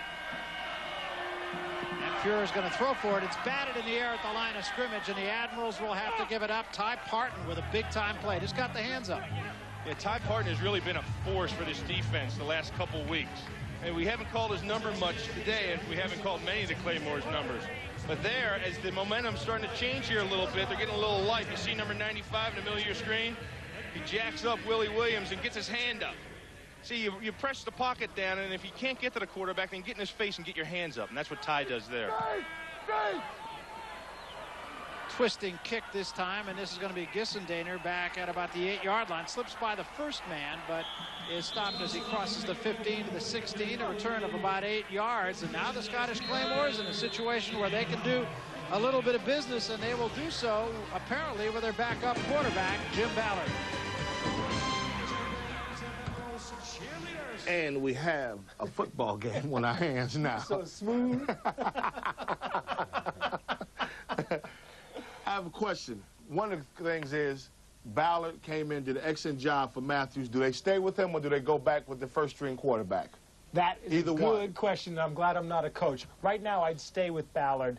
Just let him in. He seems to have a good feel for the game. Leave him in and see what happens. You know, when you're looking at that from a player's point of view, which one would you like right now to be in the game? If it's working, don't stop it. All right, so let's have a look at the touchdown play. And the big thing on this play is Jim Ballard standing in against the rush while LaChapelle gets open. You see he gets pretty good protection, but on the second rush, Hannah's going to get to him, and Ballard just stands in, throws the ball up, and you know that when Sean LaChapelle goes up one-on-one for a ball like that, he's going to get it. Now, watch here. If we can just see, Ballard will drop back now. And if we stop it right here, whoa, or move it really fast, as the case may be. Let's just bring it back and start it again. You'll see Jim Hannah's going to come from here. He's been pushed outside by James Spencer, who remembers a backup, and he's in. Now, there comes Jim Hannah. Watch Ballard. He sees Hannah's coming, but he still gets the ball away. LaChapelle's got the step, and the ball's perfectly thrown to keep him in stride. And when you're a receiver, what you know is if you've got your body between the defender and the ball, you should catch the ball every time. One of the things that we had to see also, once they scored, Claymore's defense came back out much more inspired. It's very crucial. The Claymores finally have control of the game. They scored on offense, and they got the defense went in and got out. All right, now, big thing, momentum. Claymore seems to have established it. Will they be able to keep it? Well, that's the big question, but I think that's why you stay with Ballard to do it. It's not that Matthews is doing anything wrong necessarily. It's simply that he's the guy who's making things happen right now. So, like Dave said, if it ain't broke, don't bother to fix it.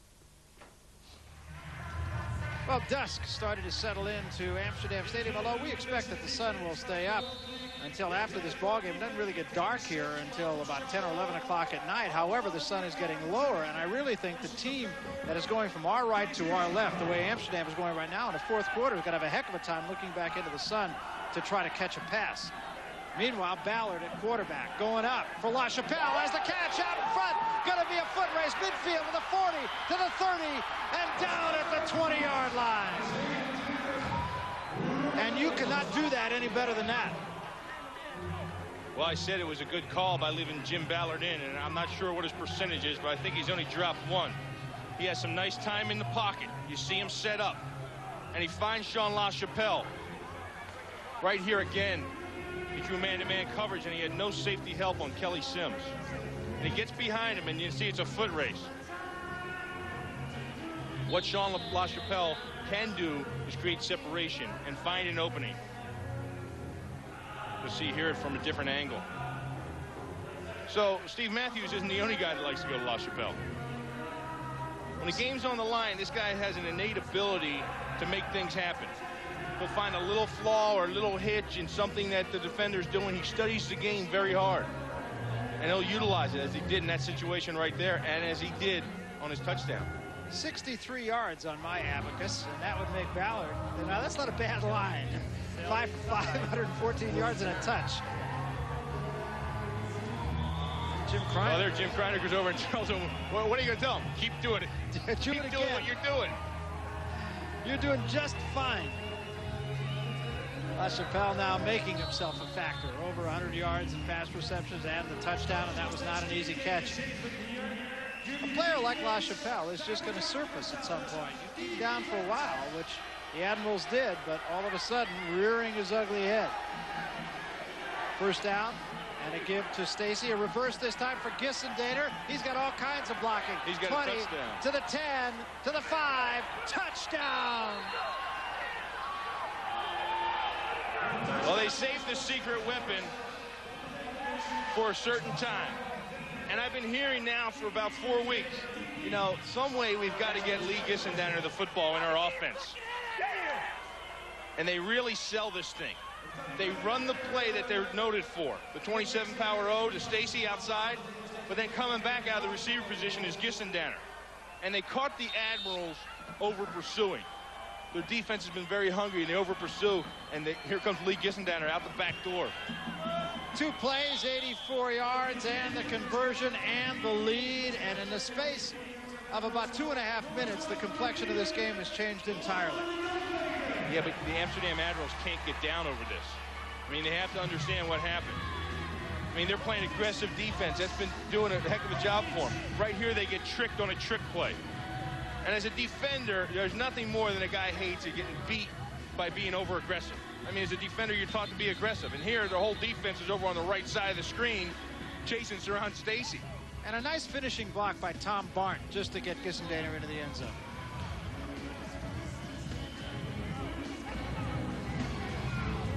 And understand that the things they've been doing today, Amsterdam, they've been doing well. And they have to step out of the frame to take a look at the picture. I mean, yeah, the score indicates they have a 4-point lead. But they've been winning this ballgame and winning the numbers by what they're doing. So stay with it. Don't get down. I saw the guys, see, look at their heads are down.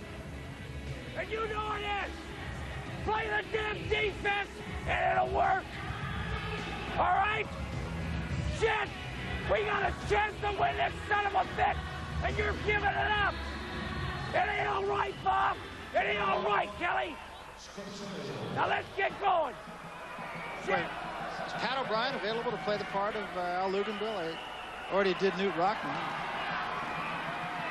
This is Bean O'Brien on a return, and he's going backwards.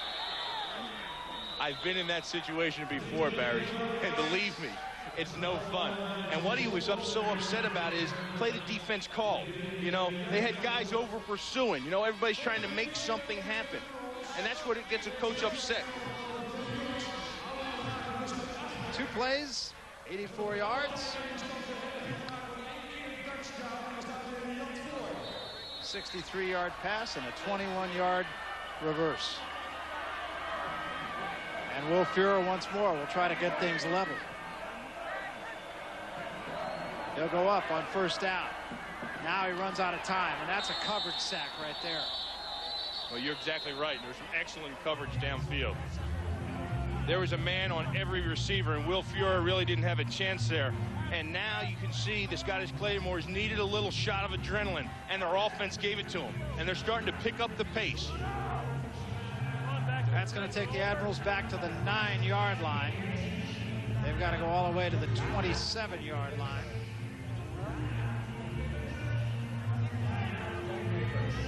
Second down, 18. They cover the trips left this time. And Fuhrer rolling to his left. Now he has to step up, and the ball knocked loose. Scramble for it, and the Claymores got it. It is DeWitt who knocked the ball down. Ball's going to be Scotland's on the 1-yard line. DeWitt recovered it as well. I think he knocked it out of his hands and recovered the ball.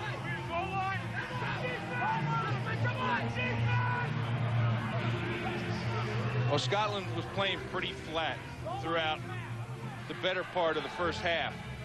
And then their offense gets in the end zone twice, and it gives them new life. Look at the agility and the athletic ability of John DeWitt. I mean, I talked about these guys, the defensive line, they're never on the ground. They're always standing up. And if you're up, you have a chance to make a play happen. And John DeWitt keeps his balance right there, swats the ball down, and then recovers it. Well, they have just made all the plays here in the third quarter. First down, the ball at the 2-yard line. It is Stacy with the ball, and he will get to about the 1.5. Might have been stopped at the 2-yard line. You know, as a defense, you know, during the course of the week, you get little credits for big plays. You know, if you get a fumble or a sack, a tackle or whatever. Watch right here. DeWitt's going to get a bunch of little stickers this week. He keeps his balance. He comes in. He strips the ball, which is credited as a sack. And then he falls on it and makes a recovery. So you get extra bonus points. And Parton doing a good job just to make sure Fuhrer didn't get a chance to scramble for the ball. He knocked him down and laid on top of him. Repeat first down. Now, if you didn't understand that, what he said was, It sounded like the teacher on the Peanuts. I think that's Charlie the guy Brown's teacher. That's the guy who gave us the Frankfurt score, I think.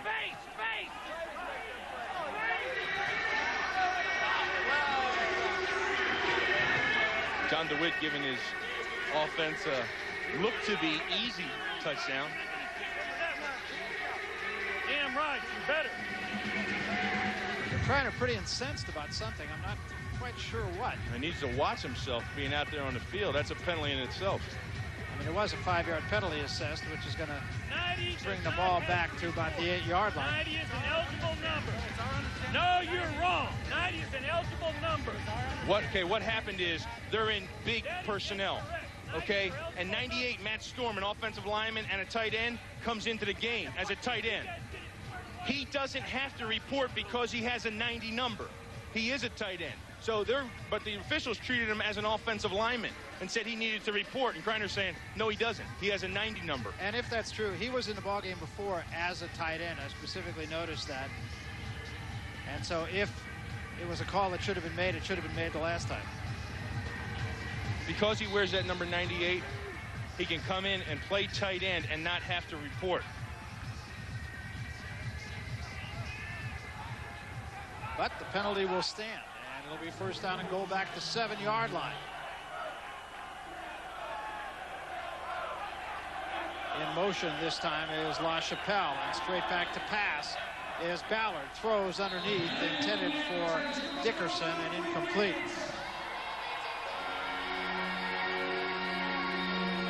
Ballard dropped incompleted his first pass of the afternoon since he's been in. And the offensive stats, look at the second half for Scotland. What a turnaround. Absolutely opposite of what happened to him in the first half. And it all happened after Steve Matthews went down. I mean, that's where it started. So it'll be second down and goal to go from the 7. Little fade pattern for Yo Murphy. Goes up. Got it. Touchdown. Just that simple. Nice play all the way around. Jim Ballard throws a beautiful ball. A nice fade, as you called it, and put some air under it is what it is. Fade pattern, and it just comes down to who goes up after the ball. And right at the very end, Yo Murphy, who the coaches have been praising all week, saying what a player he is, we need to get this guy the ball more, goes up and makes a nice grab. Yeah, in fact, Jim Kreiner told us Yo Murphy is almost as good as Sean LaChapelle. He said when he goes up, he comes back with the ball. And that's exactly what happened there. Try for point now is on its way and good, but whistles blow and flags fall, and we'll get it all cleared up.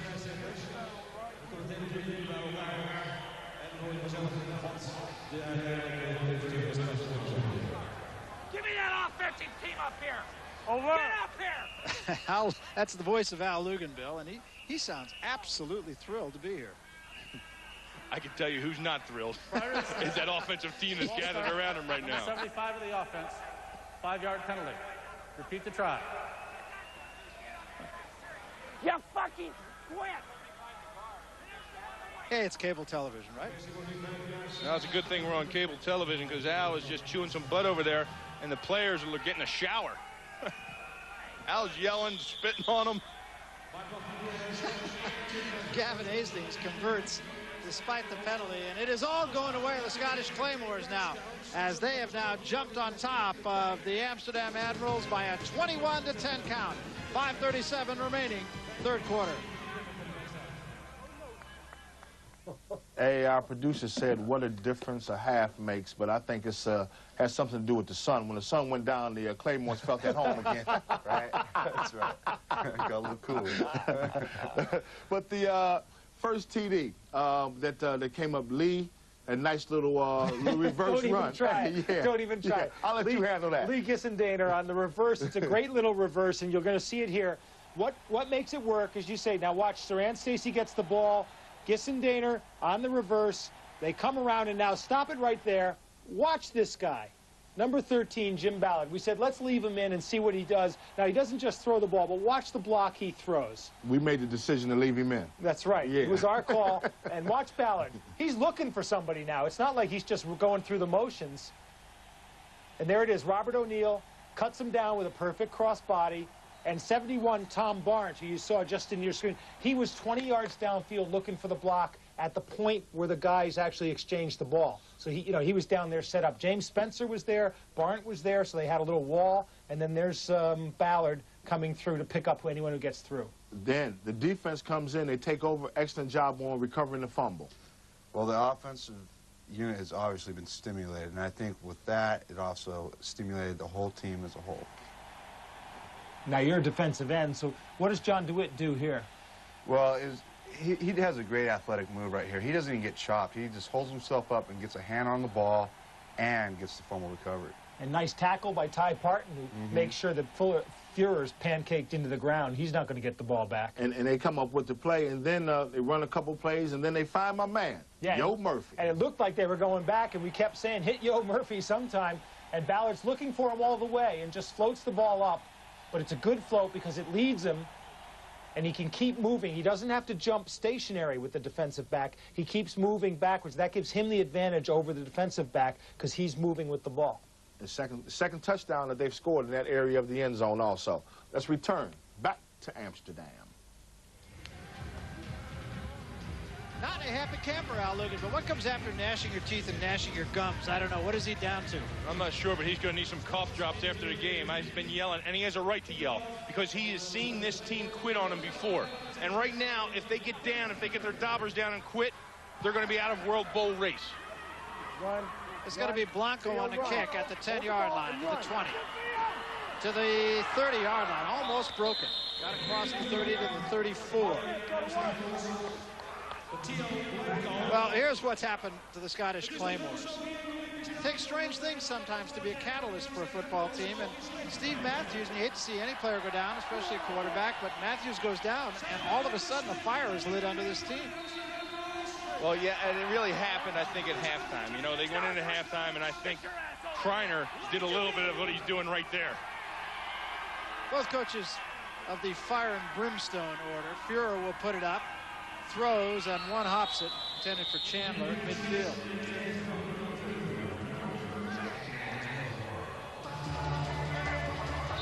And Amsterdam Admirals have an offensive player down on the ground.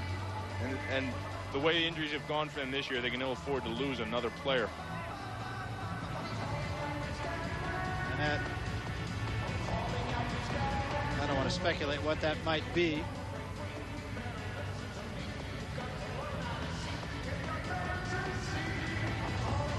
But if you are just joining us here on FX or on Sky here in Europe, here are the standings in the World League of American Football, and the team we're watching, the Scottish Claymores, trying to make it 7-1. Now the Frankfurt Galaxy and the Rhine Fire are playing each other right now, and remember when last we heard, Rhine Fire was ahead of Frankfurt 21-0. So things will change there. Amsterdam 3-4, and right now looking up the Scottish Claymores, things will change there. Barcelona's still in it, of course. London is still in it. London could make a pretty good case for being one of the better teams in the league right at the moment. There you see, 28-0 now. Wow. And that will put Frankfurt at 4-4, and one of these teams is going to step up. Early on, it looked like it could be Amsterdam. If they were 4-4, they'd be right back in the thick of things. And then tomorrow's game, of course, both those teams are 3-4, and the winner of that could emerge. Donald Willis is the injured player. He came into the ball game, remember, with an injury. And that game that you spoke of tomorrow between Barcelona and London, which now becomes a very important game, will be on right here. Willis had an ankle injury coming into the game, obviously aggravated that. 2nd down and 10 now for Will Führer. Out of the shotgun once again. Throws for Bobo, makes the catch short of the first down at the 41-yard line. Well, yeah, go back to your main guy. Go back to the guy that gets you all the yards, and that's Bobo. And right here, you see Will Führer has time, sets up nice, finds his man, and throws the ball, makes a connection there. And they get an 8-yard gain. Now it's 3rd and 2. And they go out of the spread again. That's been the formation du jour. And they've had a whole bunch of them this year. Führer will go up once again with time. Comes back over the middle, caught by Chandler. First down, midfield, 45, down to the 43-yard line.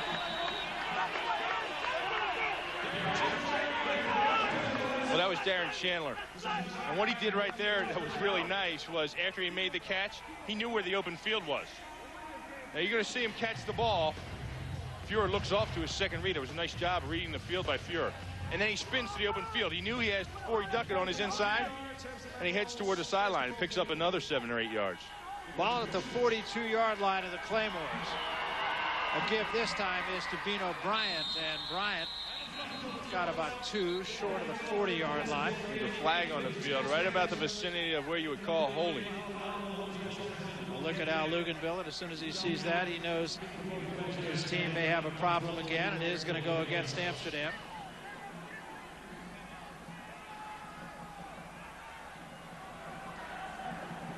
Holding. Number 71 of the offense. 10-yard penalty for the previous spot. Repeat, first down. That's Mario Cristobal, who came in for Don Willis, who left with the injury. But the numbers on Will Fuhrer, certainly not an embarrassing evening so far. Touchdown and no interceptions. Second half, very quiet though. And now looking at a first down and 20.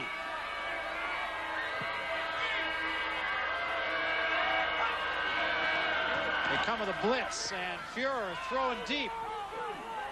And it is incomplete intended, as they had 2 receivers there. David Jones was there, and so was Darren Chandler, and I'm not quite sure who that was intended for. Well, both of them were deep routes. They sent him on goes. And he knew they drew man-to-man coverage, and he was going to air it out and try to hopefully have one of his receivers beat their man-to-man coverage. And you see Al Luganville, he's like, can I get a break? And the answer is no.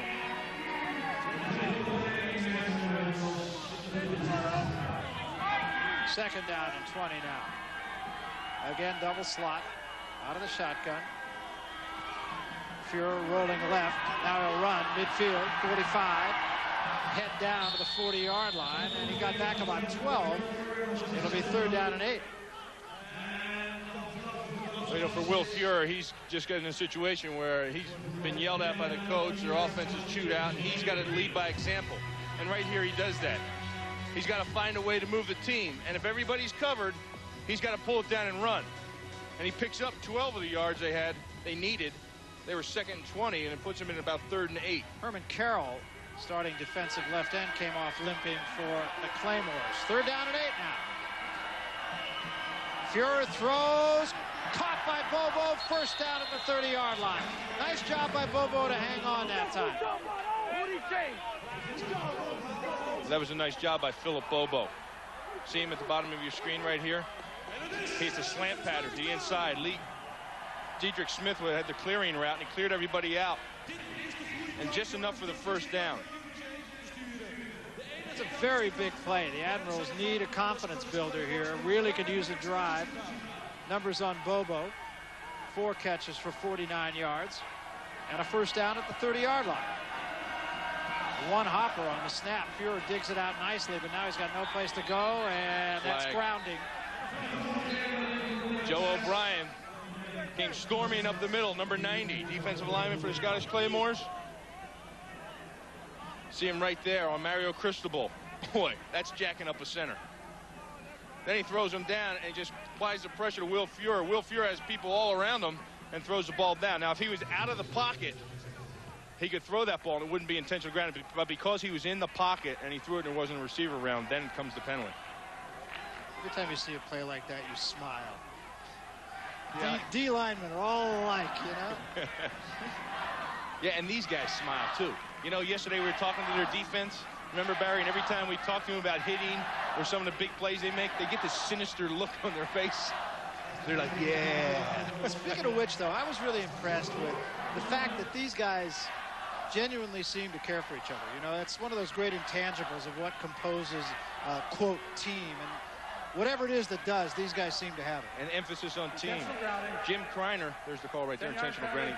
Jim Kreiner said, you know, he evaluates these guys as people first and then players. He said he cut a bunch of guys in training camp that had more talent so he could keep quality people around that are team guys. And if you talk to any of the players, they don't want to talk about themselves. They give credit to Ray Wilsey, Kreiner, the other players.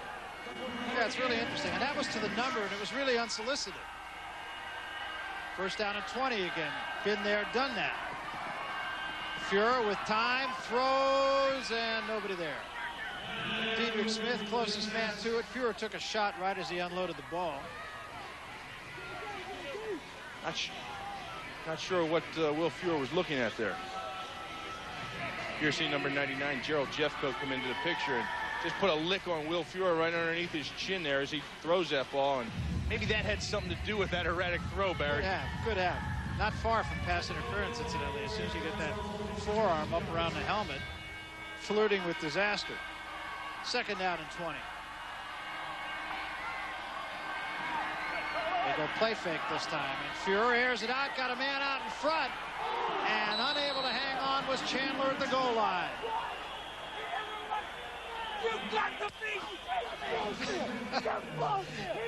Well, I'll tell you what. I'll tell you what Al's upset about, and I'll tell you what Darren Chandler's upset about is... Oh, look at Al go. Is Forey Duckett was beat, okay? And as the ball is thrown, he is beat. He's just like putting his hands up in his face and doing anything he can do to distract. See, he's beat right there. Now watch him close right there and just get his body in front. He's not making a play on the ball, and he's not defending the receiver. Just to be devil's advocate, though, he didn't have his hands up, so it can't really be interpreted as face guarding. Bobo out in front. Touchdown, Admirals. Well, you don't get it one way, come back the other. Nice play. Nice play and nice composure on the part of Will Fuhrer, Bobo, and the Amsterdam Admirals offense. You know, they see their coach on the sideline getting upset about a call which he thought should have been pass interference. And that could bring a team down when it's 2nd and 20. But Will didn't let them get down. You see Bobo right there? He's been running slant patterns all day long. And then he takes James Williams downfield and then heads for a post, the goal post. I think Williams might have thought that there was another coverage on that time. You see him kind of point toward the safety saying, where are you? Try for point is up and good, and things once again get interesting. Been a very good ball game.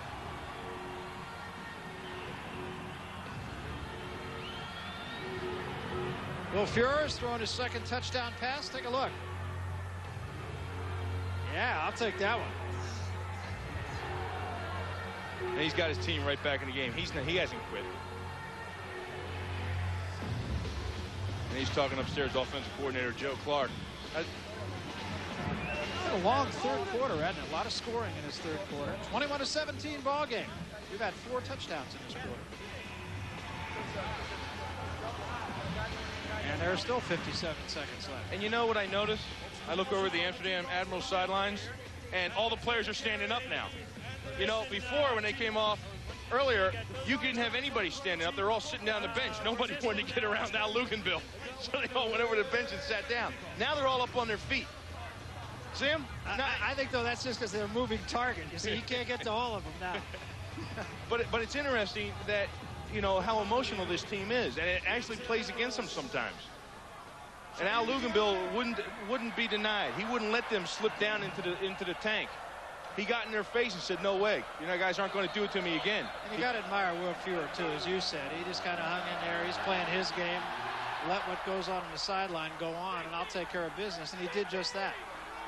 This is Gissendaner on the return at the 20, and he is whacked as he gets to the 25-yard line by Robert O'Neill. Yeah, it's Robert O'Neill, and he was a safety. And I think he was getting a little revenge there on the fact that he was a safety that got beaten over pursued on that Lee Gissendaner reverse. So he wanted to get a little payback there.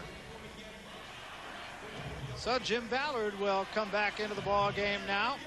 Allocated player from Cincinnati out of Mount Union College. And look at the numbers on Ballard and the numbers on the starter, Matthews, who had a tough time. It was under siege much of the day. You know, Ballard was the starting quarterback early in camp down in Atlanta. He's got good size, I'll say that.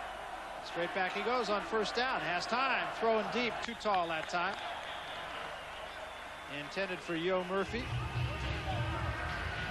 Murphy had a little bit of room, but Ballard couldn't quite get the ball to it. Just overthrew him a little bit right there, you know. Yo Murphy ran a nice route. There's a look at Jim Ballard and the numbers on him, and he's still young quarterback, one of those guys that you have an idea, might be able to hang around the National Football League a little bit. You could tell Kreiner had no problem going to him and keeping him in there. Also perfect guy for this league. Play fake and an inside handoff this time to the fullback, Kayahalo. And fists fly.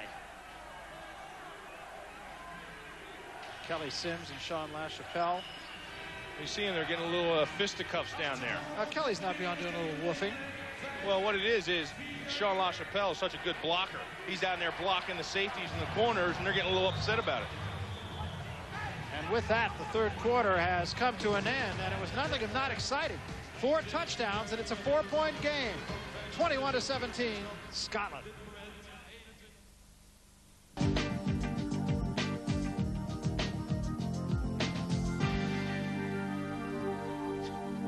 You asked for it, we got it. We have an excellent football game here. But the one thing I hope Al Luganbill doesn't have high blood pressure. Because he does have high blood pressure. Better hope his head stays But the guy who I'm sure who helped to relax it was Philip Bobo. And that's good catch by Philip Bobo. Big pass by Will Fuhrer. This gets Amsterdam back in the game and puts a little momentum, lifts their heads up, basically, is what. Now let's take a look. And the question was what coverage Scotland was in, because if you watch James Williams, it looks like he was looking to the middle. He was letting him go through to the middle because he thought he was going to have help from the safety, but the safety was up and Williams was back. So I'm not sure, Dave, but in a zone? I couldn't tell you. Come on, let's get the diplomacy over here. I don't know any of those. It's a whole new ballgame. What those guys behind me, I don't see what goes on. That's right. Yeah. Well, Dave doesn't want to say anything, but I'll say we're getting ready to go back to Amsterdam. Let's stay with us. This is an excellent football game. Back over to the stadium.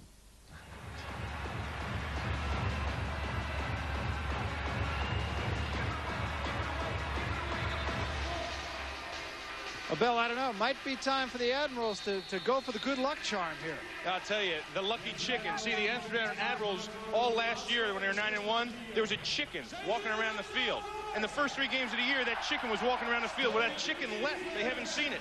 But this week, the players said they saw the chicken back at practice. First 7 weeks, it flew the coop. Straight back to pass once again, Ballard. Ballard throws, little comebacker, and the ball is caught once more by LaChapelle, and that's going to move the sticks.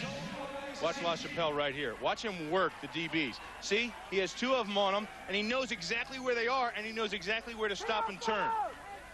Sean LaChapelle is a student of the game. He studies it. He studies every aspect of the game and the person he's playing against. Every one of the coaches says this guy has got to be playing at the next level. Was hurt last year. We'll talk a little bit more about that. Here's that inside handoff to the fullback once again. Kiyahilo, and Kiyahilo gets it across the 40-yard line to the 41. And interesting to me, offensively, the Claymores giving the Admirals a very different look here in the second half. Completely different. It looks like something they drew up on the sideline they thought could work. You know, they're trapping the other way. And what I mean by trapping is they pull one of the guards, and usually they trap to the right. But now they're coming back and they're trapping to the left, and they're using a fullback. It's a fullback trap, and they're not handing the ball to Stacy. They've had a little trouble with the fullbacks holding on to the football this year. That was something Jim Kreiner was talking to us about yesterday. Not so far today. 2nd down and 5. Pass. Blitz comes. Ballard unloads. Ball is caught by Tate. First down at the 45-yard line. Claymore's really clicking right now. And it's funny to see that they're using the other avenues. You know, I always wondered with Claymores, hey, if you take away 27 and 88, you know, what do they have? And they're showing you. They go to the fullback, and then they're getting a tight end in the mix of things. Yo Murphy has a touchdown. You know, so they're showing you that they don't only have 2 guys offensively, they have other weapons. And Ballard's really showing me something, too. He's showing me a very good touch when he needs to have a touch, and he's showing me a rifle arm when he needs to really gun it in there. First down at the 44. Here's that inside handoff to the fullback once again. A little misdirection. It gets about 2, maybe 3 on first down. Pascal Davis makes the stop. That's the old let them see it until they stop it. Yeah, and you know, they're getting 2 or 3 yards of carry.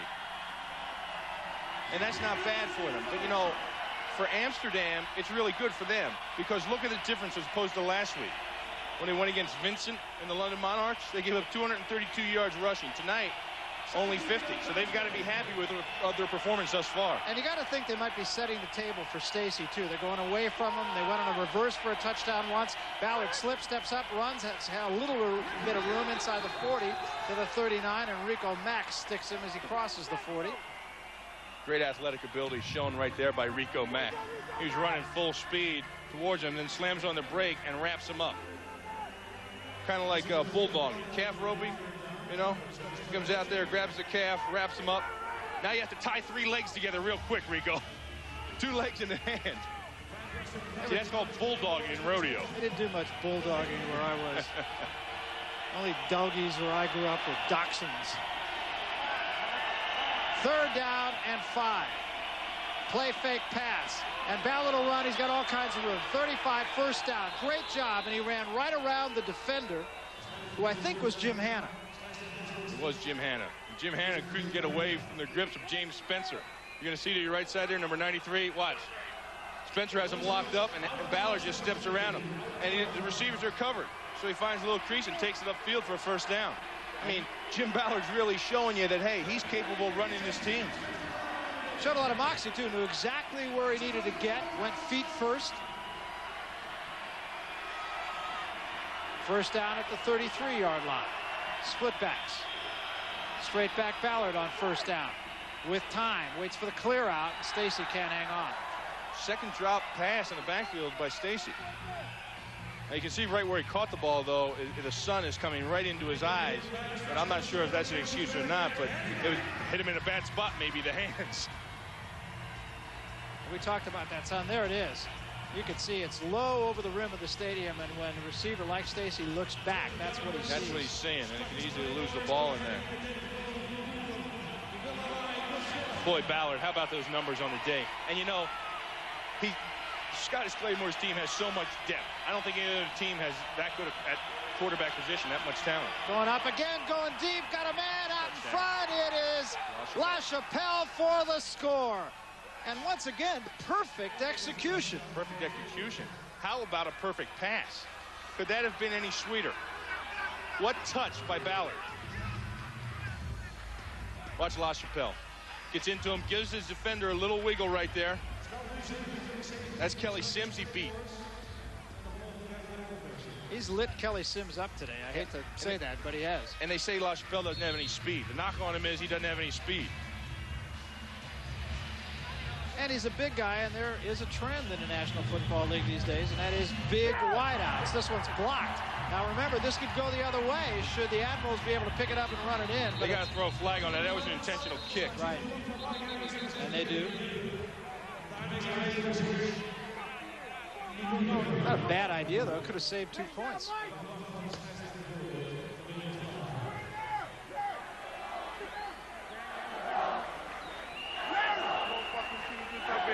Well, Ballard has made a pretty good stand for the fact that he might have to be considered from whence he came, and that is the starting quarterback. Well, it's nice to have in your back pocket a quarterback that can come into the game under that situation. You know, the other 5 teams in this league, if their starting quarterback got hurt, they'd really be in trouble. Drastic drop-off. This, I mean, you're putting a guy in there that's very capable of being the starting quarterback on this team. And it's a good situation to have. For Steve Matthews, he's sitting on the sidelines thinking, well, let's take a look here at the touchdown first. And believe me, Steve Matthews is doing a little thinking. Watch this right here. Beautiful ball. Look at the air underneath it. Let the receiver run under it. He did. LaChapelle scores, and it's a 10-point lead for Scotland.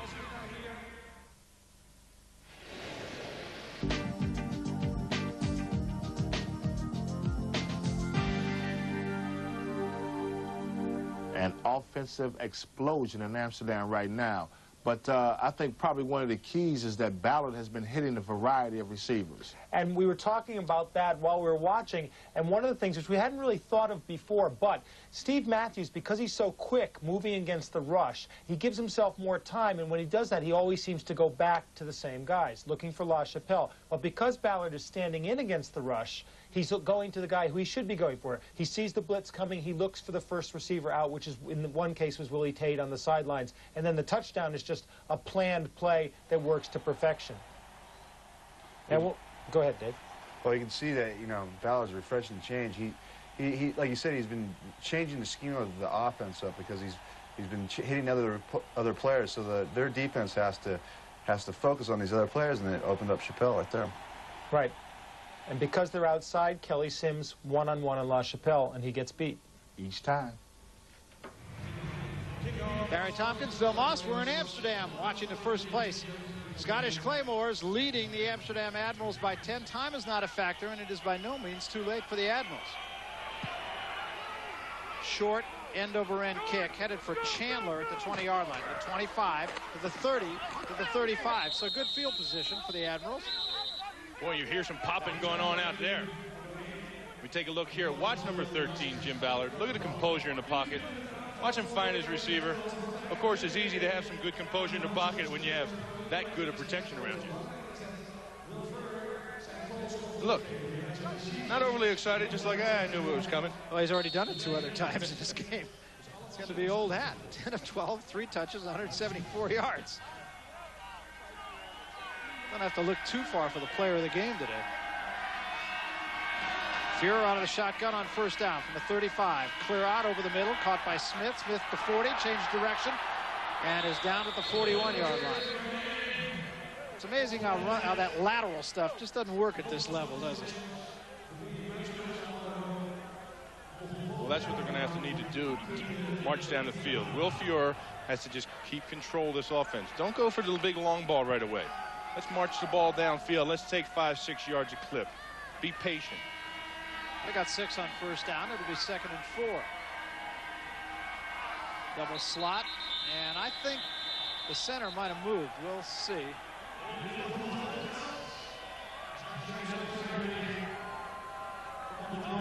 Ty Parton jumped across, but I think he was a little anxious right there. Encroachment. Number 95 of the defense. A 5-yard penalty from the previous spot results in a first down. So there's a freebie for the Admirals. Encroachment always sounds so much more serious than it really is.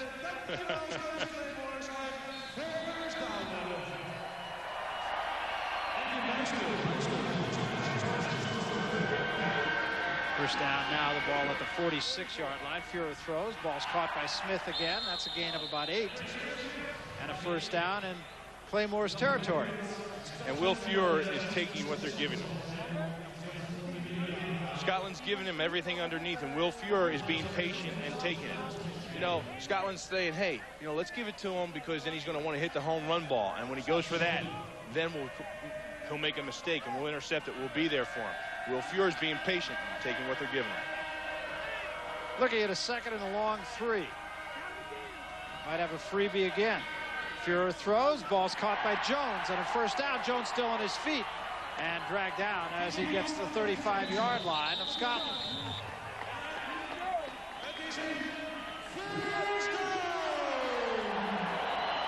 And meanwhile, the Rhine Fire dominating the Galaxy in Frankfurt. Boy, Frankfurt really struggling after they started off the season 4-0. And then they changed offenses down there, and an offensive coordinator changed, and since then they haven't been able to win anything. Things about to change dramatically as to who will be the opponent of the Scottish Claymores in the World Bowl. Well, Frankfurt appears to be going to be 4-4. Now Amsterdam has to take control of things here. Somewhere along the line, somebody's going to have to start looking at the Rhine Fire. Fuhrer in trouble, got away, throws in the middle of nowhere. Lucky on that one. He's lucky on that one. See, that's what Scotland's philosophy is right now. Wait till he makes a mistake, because he will make a mistake. And right there, he almost did. There's good coverage downfield. He has good time. He looks, can't find anybody. And right here, he tries to force it. And look, George Coghill, if he had his balance, would have picked that off. And had a lot of room in front of him if he did. 2nd down and 10. Ball at the 34-yard line of the Claymores. And Fuhrer steps up, throws, crossing pattern, caught this time by Bobo, and Bobo gets it down to the 15-yard line. What? Boy, was that nice. Was that nice all the way around. Good protection up front. Everything starts up front. Will Fuhrer sees the field. Now watch the change right here. See Diedrich Smith clear everybody out, and then right underneath comes Philip Bobo. And as he makes his cut, Fuhrer puts the ball right on the numbers. So another first down, the ball at the 15-yard line. As we said, the clock is not a factor at all. 7.5 minutes remaining. And Fuhrer to throw again. Does so. End zone. Touchdown. Bobo just turned his man 18 different ways. Flag on the play. And that might be against Bobo if there is. He got his man turned around, and now the question is which way? Touchdown Amsterdam. I think that's right.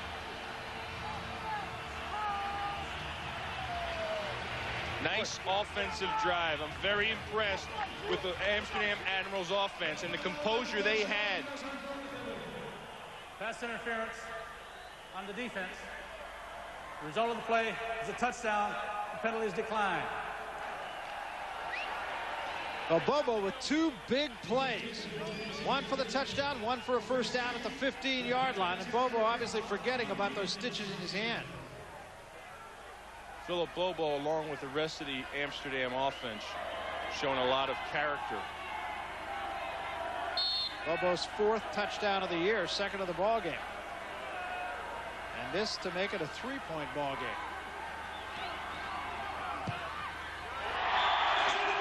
It is good. And the Amsterdam Admirals just not going away and not folding their tent as their coach might have suggested. Don't go away. 3-point game. We'll be back.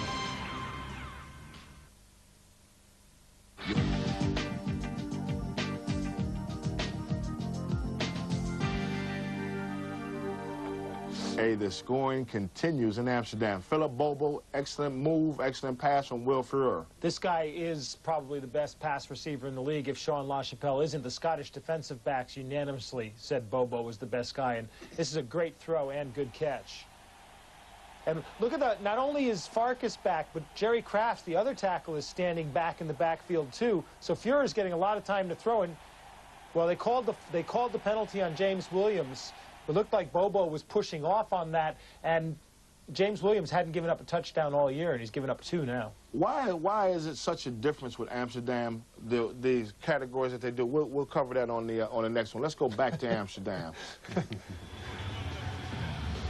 Barry Tompkins, Bill Moss, the sun's setting on Olympic Stadium, but it's shining right now on Bobo and the rest of the Amsterdam Admirals. They trail now by only 3 points. Emotionally, maybe more important than anything else, they're back in this game.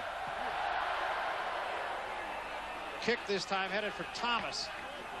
And Thomas at the 15, at the 20-yard line. They faked the reverse, and Thomas is stopped at the 24, and a flag is down, and so the Claymores are going to start deep in their own territory. Let's go! Let's take a look at the touchdown here. It's a blitz. James Fuller is going to come in to the left of your screen right there, and Frank Thomas is on the other side. That's man-to-man coverage downfield. And right there, Philip Bobo beats James Williams. See him right there? A little stutter and go. Takes him inside, turns him around, and then heads back towards the corner of the end zone. And a heck of a drive downfield. Will Fuhrer has something to be happy about. Showing a lot of composure on that drive. When his team was down by 10, needed a touchdown. They put points up the last time, and the Claymores came right back and scored. And undaunted, Fuhrer came right back. Both quarterbacks doing an excellent job today. Penalty was holding on the block on the return kickoff for Scotland, and then that backs them up to the 10-yard line and really puts them in a hole.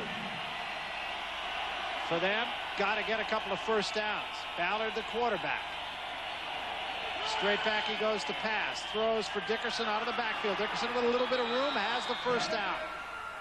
Crossing the 20 to the 21-yard line. Ron Dickerson, whose dad, of course, the coach at Temple. Yeah, boy, what a great job by Jim Ballard.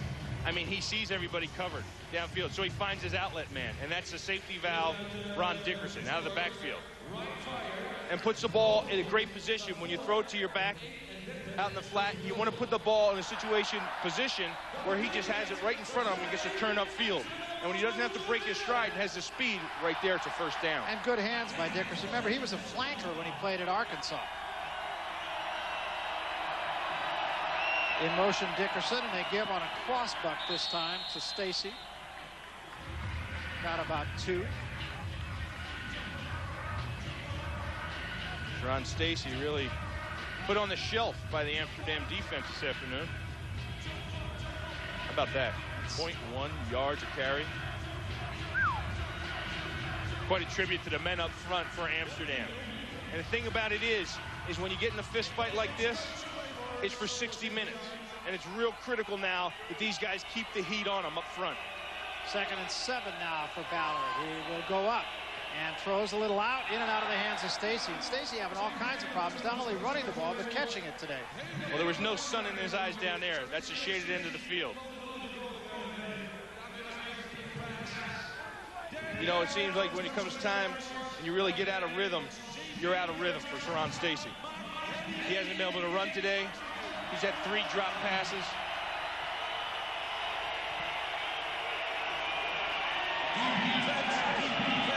Third down and 7, a big play here for both teams.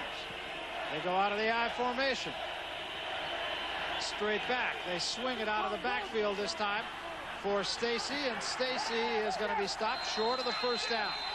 Big defensive series for the Amsterdam Admirals. That's really giving the momentum back to the offense. They've got to punt now. The Scottish Claymores have to punt. And the Amsterdam Admirals are going to have a short field. Keith Franklin made the play, and he is jacked, and so are the Admirals, and what a difference a period of about 10 minutes has made. Remember Al Luganville accusing both his offense and his defense of quitting on him? Well, the dog's still hunting. How's that for a down-home expression? Yeehaw. And the punt will take a Claymores bounce, and it's going to wind up in pretty good shape at about the 28-yard line. So we'll jump off the track. It's a 3-point ball game, and the Amsterdam Admirals will have it with 5 minutes left. Hey, this is when the football game starts. But, you know, when you look at Amsterdam, I'm sure there's a rule for national players, and it don't seem like, are they cheating? There's something going on there. Now, remember, Al Luganville's got all of his defensive nationals already on the injured reserve, so he doesn't have to use them, and that's why we haven't seen much of Scott Cooper, because Scotland doesn't have to use their offensive national in the same situation. But we also haven't seen any offensive national from Amsterdam, and very little of Emmett Waldron the same way. And on the last extra point, and remember, Scotland missed the extra point from Hastings, so extra points are critical right now. Verdecker didn't kick that, Vinatieri is, and one of the nationals is supposed to be doing one of the kicking jobs. So my question would be, well, why isn't Verdecker kicking the extra points? Is he injured now too? So my question is, the Claymores are in football game here, up by 3 points. What would be the mentality of the defense right now? Green light, you gotta start going. You gotta get to the quarterback, like I've been saying all day long. They gotta get in his face. Because Amsterdam has not been running the ball. They've been passing it. They must stop the pass. So on that last play, where the defensive back got beat, I'm sure it was Williams. Is it his fault that he got beat from looking at the replay, or do they need to exert more pressure on the quarterback? Well, the old saying is that you're not an island if you're a DB, and he was playing man coverage. It's just him and the receiver, and you know those things happen. So when you're blitzing, you're putting all the pressure on those defensive backs, and they can't hold forever. So you've got to get to the quarterback quickly. That's why, you know, it's no one person's fault. It's a team thing. Now let's hit this one. Amsterdam, statistically, so much better at home than they are on the road. Why is that? My feeling is it's not that their home crowd gives them a lift. It's that they're playing in a big stadium where their crowd doesn't fill it up at all. And I get the feeling other teams come in and go dead because it's such a dead atmosphere in there. The noise doesn't really carry the way it does up in Scotland or in London, for that matter. 5 minutes left. Scotland by 3. Amsterdam with the ball. You want heroes? We got a whole bunch of them, Bill. Yeah, and everybody knew coming into the game that Sean LaChapelle was going to get a bunch of catches. And on the other end for Amsterdam Admirals, Philip Bobo is their go-to guy. These two guys made a big difference in today's game, particularly in the second half. 4 touchdowns between the two of these guys in the second half. That was the first punt of the second half, incidentally, by the Claymores. And the Admirals start at the 28-yard line. Will Fuhrer's directed 2 straight touchdown marches. Will step up and go down as he crosses the 25. Might have gotten back to the line of scrimmage, maybe lost a yard on the play. Well, he had that man wide open in the flat, and that was Bean O'Brien. But he never got the chance to find him. See him leaving out on the left of the screen there? Nobody's on him. But Will doesn't even look that way. He feels the pocket closed down around him and tries to get back to the line of scrimmage. Doesn't quite make it. It's 2nd and 12. Joe O'Brien made the defensive play.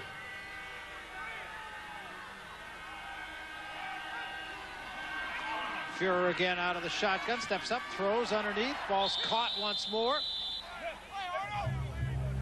That's Dedrick Smith, the slot receiver. And back to what got him moving the last time they had the ball. The short possession routes. 5-6 yards, take a shot, move them downfield, little pieces at a time. Got about 6, maybe 7 on that play. It's going to be 3rd down and about 7. I'll call it 3rd and 6. Fuhrer with time, throws wide open. Chandler's got it at the 45. Running laterally, headed for midfield. Is at midfield. Cuts it back and knocked out of bounds short of the 45 at the 46. But a big first down for Amsterdam. Nice play calling by the Amsterdam Admirals. Joe Clark did a fine job on that play. Right here, you're going to see Davy Jones, number 80, stretch the field, taking the safety with him. And then underneath comes Darren Chandler, 85, right in there in the middle of your screen.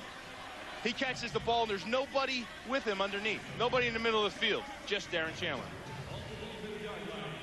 They mark it at the 46-yard line, and another big 3rd down play for Will Fuhrer. Fuhrer looking over the middle again, runs out of time. Now he'll run. He's at the 45. He's got room. He's at the 40. He's at the 35, the 30. Touchdown. He can go all the way.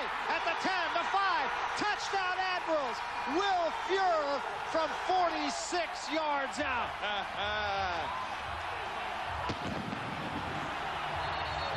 Darren Chandler, Davy Jones, they were covered. And when they saw Will Fuhrer take off for the sidelines, they came back and threw blocks.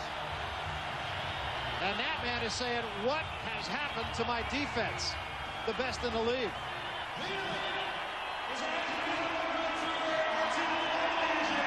It's amazing watching the Amsterdam Admirals.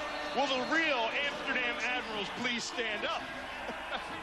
And they've stood up and they've sat down and they've stood up and they've laid down and they've stood up again. And right now they're very much up. And Will Fuhrer and Al Luganville picked this team up a couple times. And now the clock is becoming a bit of a factor. 3:43 left. Try for point is up and good. And the Admirals are back in front.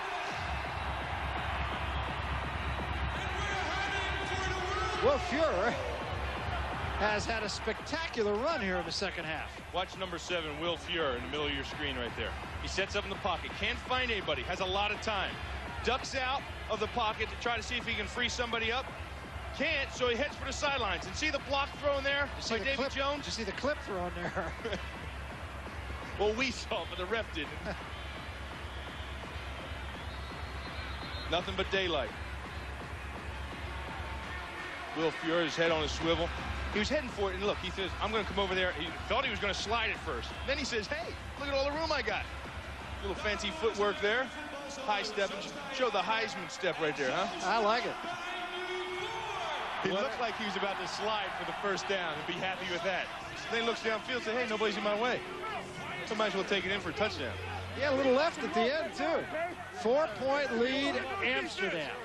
And, you know, now the missed extra point by Scotland really comes into play. If it was 28, they'd be down by a field goal and have a chance to tie this thing up with 3 minutes and 43 seconds left in the game. And nobody has left Olympic Stadium. It's not a big crowd, but we said this last week, too, and you've seen a lot more games than I have. Maybe not always big, but always active participants. Short kick handled by Thomas. This time they do reverse for Gissendaner. And it doesn't get him much as Gissendaner's down at the 25-yard line by Robert O'Neill.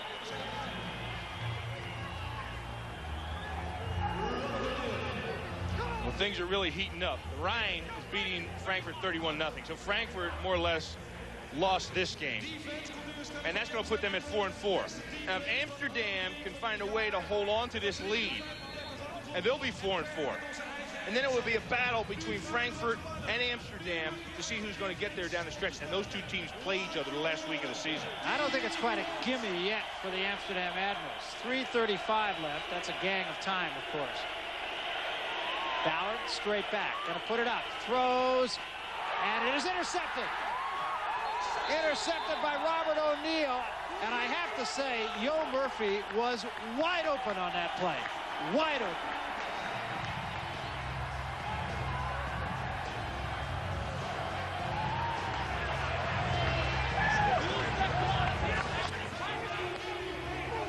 Take a look here. Sean LaChapelle on Tommy Jones. He leaves Tommy Jones, turns inside. Now watch the fine job by Robert Jones. The ball actually overthrown. If the ball was thrown on the money, LaChapelle would have had a catch because he was in front of Robert O'Neill, pardon me. He was in front of Robert O'Neill, and the ball was thrown high. O'Neill able to get his hand in there, jar it loose, and then keep his eyes on the ball as he's coming down and catch it for an interception. Al Luganville asked his players who's going to step up, and since he's asked that, and I realize these things are rhetorical and it's just all in the spirit of the game, but he's had a half a dozen guys take him literally. Bobo has stepped up, O'Neill has stepped up, Fuhrer has stepped up, and they give this time to Bino Bryant. Bryant stopped short of the 30-yard line at the 32. George Coghill on the stop. And nobody on Amsterdam's sidelines is on the bench. They're all standing up, you know. Now they're all hovering around Al Luganville. Look at the guys. Remember in the third quarter? Nobody was standing up. They were all sitting on the bench, getting chewed out, feeling sorry for themselves. Will Fuhrer and Al Luganville have rallied this team, given him a sense of belief, and it's showing right now. He has run the emotional gamut tonight. Kevin Farkas jumped off sides right there. And you don't want penalties to come up and bite you right now. And they've had problems with penalties in the past. 2 minutes, 49 seconds remaining. Lance Zeno pacing the sidelines. 5-yard penalty. It's going to make it a second down and 12. Well, a touchdown here by Amsterdam would more or less seal it for them. And a field goal would put it at 7. And that would force Scotland to have to score a touchdown just to tie.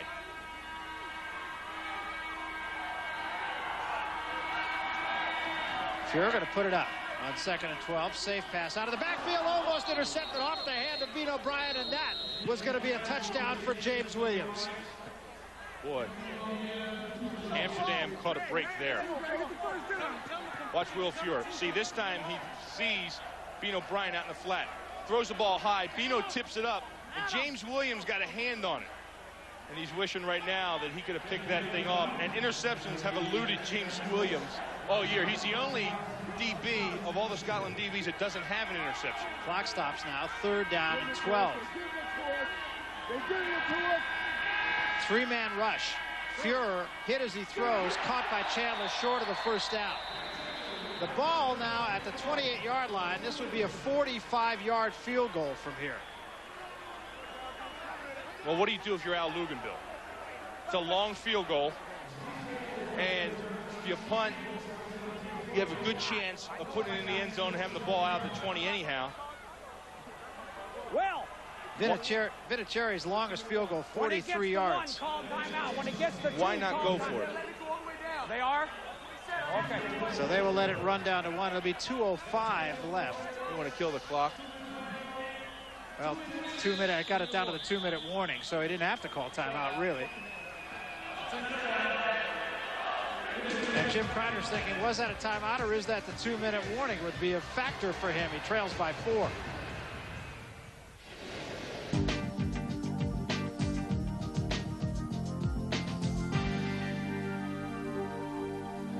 Well, it gets no better than this.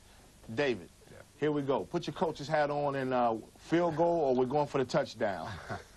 I would have to say punt it and make them use the clock up. Make them run the gamut of going up and down the field. It's been pretty tough for the Claymore offense to move it so far, and if they got only 2 minutes to go, who knows? What you say, Coach? I agree with him, and not just because he's sitting next to me and he's 60 pounds heavier than I am, but because if if you kick the field goal and make it, they can still come down and beat you with a touchdown and a 2-point extra point. So make them work as hard as they can for it anyway. Don't give them back the ball at the 20 or whatever. 2 punts. Okay, we'll see what's happening. We're at the 2-minute warning. They're having a good old time here in Amsterdam. Why not? Their team has come from behind to lead at 31-27. Down in Frankfurt, Rhein Fire having a good time too. Frankfurt has scored, but the Rhein Fire comfortably in front with 2 minutes left in that ball game, a little more than 2 minutes, and it's a 31-8 Rhein Fire lead. And they're going for it. 4th down and about 3.5. Quarterback draw, and Fuhrer's got it. Oh, he got it, and he paid for it. Good call. He feels he has the hot hand, or should I say the hot feet. He's getting the bug now to run. So he calls his own number on the quarterback draw, sets up in the pocket, waits for the defensive lineman to get past the offensive lineman, and takes it right up the middle. The clock continues to run, and I'm not quite sure what Claymores are thinking about. Yeah, and I didn't understand why they didn't call a timeout before the 2-minute warning to force them to run the play in hopes of getting the ball back. If they got the ball back, they could use the 2-minute as an additional timeout. Exactly. Play fake this time. And Saka is the man that was running with the ball.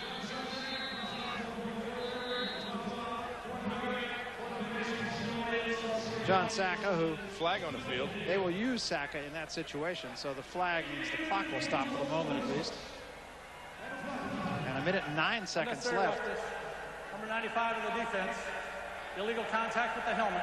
It's a personal foul against the Claymores. It's going to be another first down. Well, they didn't need that.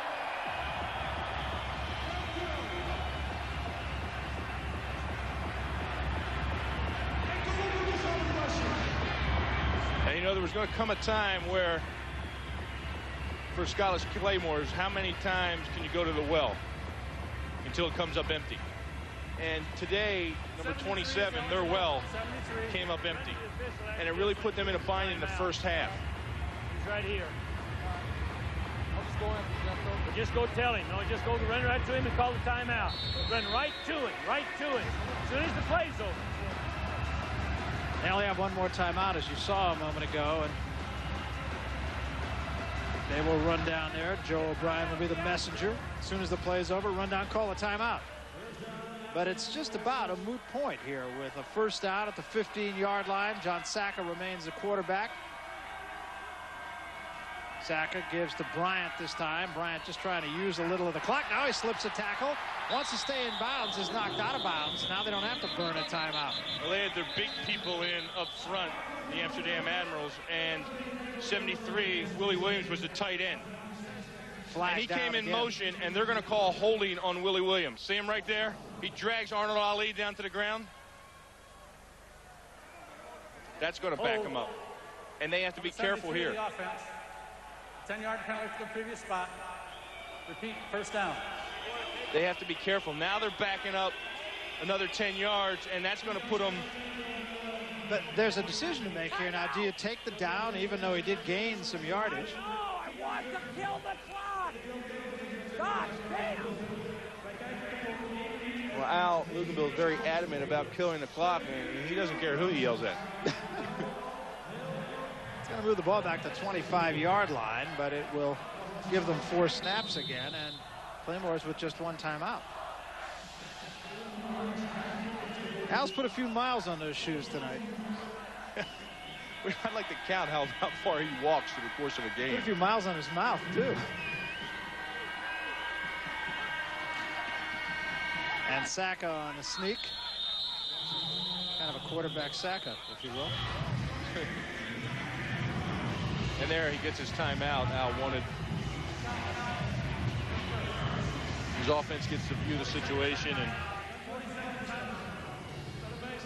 well, it doesn't end here on FX. Got a pretty darn good ball game for you tomorrow, and especially with the way things have gone tonight. Now, Barcelona and London, yeah, they're both 3-4, and yes, they're both still very much in the hunt to form the other half of the World Bowl game with the Scottish Claymores. That's tomorrow, 6 o'clock here in Central Europe. Barry, you know what's really interesting is, well, in the last 2 weeks, I saw the Scottish Claymores get a little sloppy in their play. They've been up by a lot of points, and Ryan almost came back and beat them. And last week against Frankfurt, their second half play was sloppy. And today, I was talking to Jim Soker before the game. He goes, you know, I've never seen my players like this. They're very loose today. Look, they're out here playing catch, fooling around. And he was hoping it was a good sign. But actually, it wasn't. I mean, that's how they felt. They were loose. They thought it was an easy win down here. And they didn't come into the game prepared to play a full game. Typical of the Scottish Claymore style of play. And the result here has been detrimental to them. Well, they lit it up in the third quarter, and then they forgot how to score. And a costly interception. And that set up Will Fuhrer for some fourth quarter dramatics, which has given his team the lead, and apparently the lead to stay with 42, 41, now 40 seconds remaining. I didn't understand Al Lugabill. He wanted a timeout before the 2 minute, which he should have let the clock run down. He's in control of the ball. Then he wanted a timeout there, and I can't grasp why. He was in a situation where it was first down, and he wanted to call a timeout. He can let the clock run down. Well, the clock continues to run down, and I don't think there's anything the Claymores can do about this. Osaka takes a knee. And this one is going to be in the bank. Yeah, it looks like Amsterdam continues their home winning record, 4-0 this year. Well, this one falls into the category, I think, of gutsy win, because this team was in a situation where it easily could have folded its tent, and it didn't do that. Well, you hope for... Good ball game, but we're back tomorrow as the London Monarchs travel to the Barcelona Dragons. This game is so vital for both teams. We're on at 4:30 p.m. on Sky Sports 2 once again for that one. I'd like to thank my guests, David Webb, Mike Carlson, Not too many more and of these, we'll baby. see you all again tomorrow. Tune in. Association with Sports.